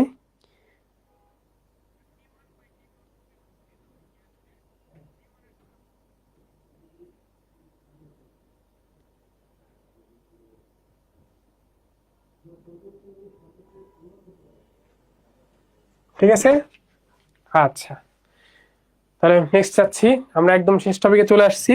দেখো এটা পড়লে আমাদের শেষ আজকের। দেখো এটা হচ্ছে তোমার ব্যাংকিং কোণ, তো ব্যাংকিং কোণ থেকে তোমাদের খুব ডিপলি পড়াশোনা করতে হবে না, ব্যাংকিং কোণে অনেক কিছু আছে, ঘর্ষণ টর্ষণ এত কিছুর মধ্যে তোমাদের যাইতে হবে না, তোমরা নর্মালি জাস্ট এই ফর্মুলাটা একটু মনে রাখবা, tan থিটা ইকুয়ালস টু, যেটা তোমরা এইচএসসি তেও দেখে আসছো, tan থিটা ইকুয়ালস টু কি V square by R G, just এই ফর্মুলাটা এখান থেকে পড়বা। আর তোমাদের ওই যে যখন একটা বড় গাড়ি হয় তখন কি করতে হয়, রাস্তাটাকে একটু এক পাশ থেকে আরেকটা উঁচু করে দেই আমরা, বড় গাড়ির ক্ষেত্রে বা ট্রেনের ক্ষেত্রে আমরা কি করি, তোমাদের প্রশ্ন এরকম ছিল যে একটা পাত থেকে আরেকটা পাত হচ্ছে এইচ পরিমাণ উঁচু থাকে, তাই না? আর এই ডিটা হচ্ছে কত, ওই রাস্তার প্রশস্ততা বা দুইটা পাতের মধ্যে দূরত্ব। তো থাকলে আমরা এখান থেকে কি লিখতে পারবো, sine theta equals to H by D. তো মেইন সূত্র হচ্ছে ট্যান থিটা ইকুয়ালস টু কি বলতো, ট্যান থিটা মানে কি, এই যে লম্ব বাই ভূমি না, এটা হচ্ছে মেইন ফর্মুলা, কিন্তু তোমরা বেশিরভাগ ম্যাথে করে আসছো কি যে থেটার মানটা যেহেতু অনেক ছোট, থেটা অনেক ছোট হইলে, থেটা যদি অনেক ছোট হয়, অনেক ছোট হয়, থেটা অনেক ছোট মানে 4 ডিগ্রি মোটামুটি বা 5 ডিগ্রির চেয়ে কম হয়, তখন কি হয় এই সাইন থেটা ট্যান থেটা সমান হয়ে যায়, তাই না? তখন তোমার ডিরেক্ট ট্যান থেটাতে H by tan theta equals to H by D তে অনেক সময় ম্যাথ করে আসছো, ঠিক আছে? অনেক সময় তোমরা এটা করে আসছো, তো সমস্যা নাই, তোমরা মেইনলি এটা মনে রাখবা, ঠিক আছে? যদি বড় মানও দেয় এটা কিন্তু সবসময় অ্যাকুরেট, কিন্তু যদি সেটা শুধু ছোট হয় তখন তুমি এটা ইউজ করতে পারবা। দেখি এখান থেকে কি আছে, হ্যাঁ জিএসটি 23-24 একটা ম্যাথ আসছিল, কি কি দেওয়া আছে দেখো তো, একজন সাইকেল আরোহী ঘন্টায় 24 কিলোমিটার বেগে, তাহলে ভি কত দেওয়া আছে 24 কিলোমিটার/আওয়ার, এটাকে তাহলে কিসে নিতে হবে, মিটার পার সেকেন্ডে। তো কেমনে নিব, কিলোমিটার হইলে কত, এটাকে 1000 দ্বারা গুণ করতে হবে, 3600 দ্বারা ভাগ করতে হবে, এটা করে করে অভ্যস্ত হয়ে গেছে তোমরা। তাহলে 0 0 0 0 কেটে গেল, 12 দ্বারা কাটো তো, 12 দ্বারা এটাকে কাটলে কি আসবে 2, 12 দ্বারা এটাকে কাটলে আসবে 3, উপরে কি থাকছে দেখো 20, নিচে থাকে 3, বুঝতে পারছো? এটা এটা তো হাতে ক্যালকুলেশন তোমরা করতে পারবা ইজিলি। আসলো এটা 30 মিটার ব্যাসার্ধের একটি বৃত্তাকার পথে মোড় নিচ্ছে, 30 মিটার ব্যাসার্ধের, আর এর ভ্যালু দেওয়া আছে কত, আর দেওয়া আছে 30 মিটার, আর দেওয়া আছে 30 মিটার, চাইছে উলম্বের সাথে কত কোণে হেলে থাকতে হবে, উলম্বের সাথে, উলম্বের সাথে, উলম্বের সাথে কত কোণে হেলে থাকতে হবে। তাহলে ফর্মুলাটা তোমরা বসাও তো, তোমরা ফর্মুলা কি জানো, tan theta equals to V square by R G, ভির মান কত পাইছি আমি 20/3, এটা বসাও। ভির মানটা পাইছি 20/3, তার উপরে স্কোয়ার। আর এর মান কত দেওয়া আছে আমাদের 30। এখন কথা হচ্ছে জি তোমরা এইগুলা ম্যাথে যেগুলাতে দেখতেছো যে এইরকম দশমিক টশমিক এত কিছু আছে, তোমরা চেষ্টা করবা জি এর মান 10 দিয়ে করার। কারণ এখানে যদি আমি 9.8 দিয়ে চেষ্টা করি, দেখো অনেক কমপ্লেক্স হয়ে যাবে এটা, বোঝা গেছে? তো তোমরা এখানে জি এর মান 10 ধরে করে দেখো, মোটামুটি কাছাকাছি মান চলে আসবে, বোঝা গেছে? তো চলো করে দেখি আমরা জি এর মান 10 ধরে। উপরে কত আসছে দেখো, স্কোয়ার করলে 20 এর স্কোয়ার কত 400, 2 এর স্কোয়ার 4, আর একটা শূন্য আছে হয়ে যাবে কি 2টা শূন্য। তোমাদের আমি শিখেছিলাম ভেক্টরের ক্লাসে। 3 স্কোয়ার কত 9, নিচে আসতেছে কত 300। আচ্ছা 30 × 10 লিখি, তাহলে একটা শূন্য কাটা 2টা শূন্য কেটে গেল, তাহলে থাকে কি বলতো, উপরে থাকতেছে 4, নিচে থাকতেছে 9 × 3, এরকম থাকতেছে তাই না? এই 9টা নিচে আর নিচে 3, তাহলে আসতেছে কত দেখো 4/27, এটা বের আসতেছে না? অপশন দেখো তো, এটা থেকে দেখে কি বলা যাচ্ছে যে আনসার কোনটা হবে? দেখো তো, এটা কি তুমি দেখেই বলতে পারবা? দেখে বলা কি পসিবল এটা? না। তো এটা একটু কাজ করে নিতে হবে। কি করতে হবে দেখো, এই যে হাতে ক্যালকুলেশন কেমনে করতে হয় দেখো। তো 27 দ্বারা তুমি তো 4কে ভাগ করতে পারবে না, কিন্তু তুমি একটা 0 পয়েন্ট নিয়ে কি করতে পারবে, এখানে একটা শূন্য নিয়ে আসতে পারবে না? নিয়ে আসলে কত হবে দেখো তো, একবার যাবে, একবারে গেলে এটা কত 27, থাকে কত 13। এরপরে এই 13 এখানে একটা কি নিবা, শূন্য নিবা, 13 মধ্যে যাবে না তাই না, এই জন্য শূন্য নিলাম। যদি শূন্য নেই কতবার যাবে দেখো তো, এটাতে মোটামুটি 27 দুগুণে 54, 54 দ্বিগুণ কত 108, মোটামুটি 4-5 বারের কাছাকাছি যাবে। দেখো 27কে 5 দ্বারা গুণ করে দেখো 135-এর মতো হয়। তো মোটামুটি 5-এর মতো যাবে, তোমার একদম এক্সাক্ট ভালো হইতে হবে না, মোটামুটি 5-এর মতো যাবে, তাইলে হচ্ছে 130 বা 135-এর মতো আসবে। যাই আসুক, আমি ক্যালকুলেশন করলাম না। তাহলে কত আসে দেখো 0.15, এই টাইপের। তাহলে অপশন দেখো এটার কাছাকাছি কি আছে, হ্যাঁ এটাই আছে 0.15। বুঝতে পারছো কথা? যদি তুমি এটা 9.8 ধরে করতা, তাহলে তোমার এক্সাক্ট ভ্যালু একদম 0.15 চলে আসতো, কিন্তু 10 ধরার পরেও তোমার দেখো কাছাকাছি মান চলে আসছে, ওটা তুমি আনসার দিয়ে দিবা। বুঝতে পারছো? বলো কার প্রবলেম আছে? এই যে অনেকে আনসার দিয়ে দিছে তো। হ্যাঁ, এই ছিল হচ্ছে তোমাদের নিউটনীয় বলবিদ্যার ক্লাস। এখন কথা হচ্ছে আজকে হচ্ছে তোমাদের অনেকেরই মন খারাপ, কারণ হঠাৎ করে এরকম হচ্ছে মেডিকেলের হচ্ছে ডেট দিয়ে দিল, আবার হচ্ছে অনেক কিছু শোনা যাচ্ছে যে রিটেন হবে এই সেই। তো এখন তোমরা আপাতত এইটা নিয়ে তোমরা টেনশন করো না, কারণ যদি তুমি টেনশন করো, যেই সময়টা তুমি টেনশন করবো ওই সময়টা তোমার নষ্ট, ওই সময়টা পড়লে তোমার কাজে দিবে। তুমি যেভাবে পড়াশোনা করতেছিলা সেম এভাবে তুমি পড়াশোনা চালিয়ে যাও। এখন কয়েকদিনের মধ্যে তোমাদের এই যে কয়েকদিন পরই তোমাদের হচ্ছে কি রেজাল্ট হয়ে যাবে, তারপরে তোমাদের সার্কুলার আসবে, এটা হচ্ছে মোস্ট ইম্পর্টেন্ট পার্ট। যখন তোমাদের মেডিকেলের সার্কুলার আসবে, তখন আমরা একদম ভালো মতো তোমাদের বলতে পারবো যে কোন ভাবে কি হবে, সবকিছু এতে ডিটেলস লেখা থাকবে। যদিও এই যে হঠাৎ করে তোমাদের এই যে হচ্ছে যদি এরকম বলে দেয় যে রিটেন বা এরকম হঠাৎ করে জাস্ট পরীক্ষার কিছুদিন আগে, এটা তো তোমাদের জন্য অনেক বেশি প্যারা হয়ে যাবে। কিন্তু এখন আপাতত এটা নিয়ে চিন্তা করো না, কারণ শুধু তোমার একার জন্য তো না, তুমি একা তো আর এইভাবে পরীক্ষা দিবা না। তো সবার কথা চিন্তা করে হয়তো তারা সিদ্ধান্ত নিবে, আশা করি ভালো যেটা তোমাদের হবে সেই সিদ্ধান্তই আসবে। তোমরা যত মানুষজন আছো, অনেক প্রায় 1 লাখের উপর মানুষজন তোমরা মেডিকেলে পরীক্ষা দিবা, নর্মালি এরকমই হয়। তো সবার জন্যই তো সেম বিষয়টা তাই না? তো এখন এইটা নিয়ে তুমি চিন্তা করে সময় নষ্ট করার কোনো কারণ নেই। এখন এটা নিয়ে চিন্তাও করার দরকার নাই, সময় নষ্ট করার দরকার নাই। তোমাদের যেটা কাজ হবে, তোমরা পড়াশোনায় ফোকাস করো, পড়াশোনা করতে থাকো। আর অনেকে তোমাদের দেখতেছি আমি, আমাকে অনেকে হচ্ছে নকও দিছো যে মেডিকেল প্রিপারেশনের সাথে সাথে ভার্সিটি প্রিপারেশন কেমন নেবো কি নেবো, সব তো একসাথে পরীক্ষা। তো দেখো তোমাদের জন্য আমরা এই যে স্লাইড গুলো বানাচ্ছি, আমি হচ্ছে এই স্লাইড পুরোটা তোমাদের দিয়ে দিবো আজকেই। তো এই স্লাইড গুলো তোমাদের হচ্ছে যদি ক্লাস করো, যারা ক্লাস করতেছো নিয়মিত তাদের তো ভালো, একদম কনসেপ্ট মোটামুটি ভালো মতো ক্লিয়ার হয়ে যাচ্ছে। আর যাদের মনে হচ্ছে তোমরা ক্লাস ছাড়া নিজেরাই পারবা, সমস্যা নাই, দরকার নাই, তবে তুমি অবশ্যই স্লাইডটা ভালো করে দেখবা, স্লাইডের প্রত্যেকটা টপিক দেখবা। দেখার পরে যদি মনে হয় যে না, যেমন তোমাদের এই ম্যাথে এই ম্যাথটা দেখালাম না, কই গেল, এই যে এই ম্যাথটা দেখালাম, হয়তো অনেকে এটা স্লাইড দেখে নাও বুঝতে পারো। তো এই টাইপের যেগুলো আসবে যখন, তখন তুমি ক্লাসটা একটু দেখবা, ক্লাসের ওই পার্টটা অন্তত দেখবা, ঠিক আছে? কারণ কোনো কিছুই এখন গ্যাপ রাখবা না। মানে আগে এরকম হয়তো যে দেখা যায় তো মেডিকেলে পরীক্ষা দেওয়ার পরে অনেক সময় পাওয়া যাইতো যে তারপরে হচ্ছে ভার্সিটি প্রিপারেশন নেওয়ার জন্য, কিন্তু এইবার তো তোমরা একসাথে সব পরীক্ষা হয়ে যাচ্ছে, আলাদা করে কিন্তু সময় পাবা না। যা পড়তে হবে এখন থেকেই সব একসাথেই তোমাদের আগাইতে হবে, কিছু করার নাই। ঠিক আছে, তোমরা এখন তাহলে তোমাদের কাজ কি, এইটা দেখবা ক্লাসটা যারা দেখতেছো তারা, যারা লাইভ ক্লাস করতেছো তারা তো হয়ে গেছে ক্লাস করা, যারা লাইভ ক্লাস দেখতেছো না অন্তত হলেও স্লাইডটা দেখবা, দেখার পরেই সাথে সাথে প্রশ্ন ব্যাংক হাতে নিবা। ঠিক আছে, যারা ক্লাস করছে আজকে, যেমন আজকে রাতে তোমাদের কাজ হচ্ছে আজকে প্রশ্ন ব্যাংক হাতে নিবা, আজকে নিউটনের বলবিদ্যা এটা হচ্ছে তুমি কভার করে ফেলবা। ভার্সিটির যে কোনো একটা প্রশ্ন ব্যাংক তোমাদের আমি হচ্ছে গ্রুপেও বলছি, তোমাদের টেলিগ্রাম গ্রুপেও কিন্তু আমি বলছি যে যে কোনো প্রশ্ন ব্যাংক তোমরা দেখবা, বাট দেখতে হবে প্রশ্ন ব্যাংকটা। ঠিক আছে, ভার্সিটির প্রশ্ন ব্যাংকটা দেখবা, দেখার পরে তোমাদের এটা এই চ্যাপ্টারের উপরে কি আবার এক্সামও হবে, তারপর তোমরা আবার এক্সাম দিয়ে দিবা। ঠিক আছে, কারণ এখন যদি কেউ এরকম মনে করো যে এটা একদমই বাদ দিয়ে শুধু একটাতে ফোকাস করব, এটা কিন্তু অনেক রিস্কি। দোয়া করি তোমাদের হচ্ছে মেডিকেল হয়ে যাক, যারা ক্লাস করতেছো তোমরা সবাই মেডিকেল প্রিপারেশন নিচ্ছ, দোয়া করি তোমাদের মেডিকেল হয়ে যাক, কিন্তু যাদের হবে না তাদের কিন্তু অনেক রিস্কি হয়ে যাবে তাদের জন্য। ঠিক আছে, তো মেডিকেলের পাশাপাশি ভার্সিটির পড়াশোনাগুলোও করতে থাকো, আর আশা করি তোমাদের জন্য যেটা ভালো হবে সেটা ডিসিশন আসবে। তো আজকের ক্লাস এই পর্যন্ত রাখতেছি, তো ভালো থাকো তোমরা, আর ভালো করে পড়াশোনা করো। আচ্ছা, আরো কোনো প্রশ্ন থাকলে করতে পারো, আর যদি কোনো প্রশ্ন থাকে করতে পারো।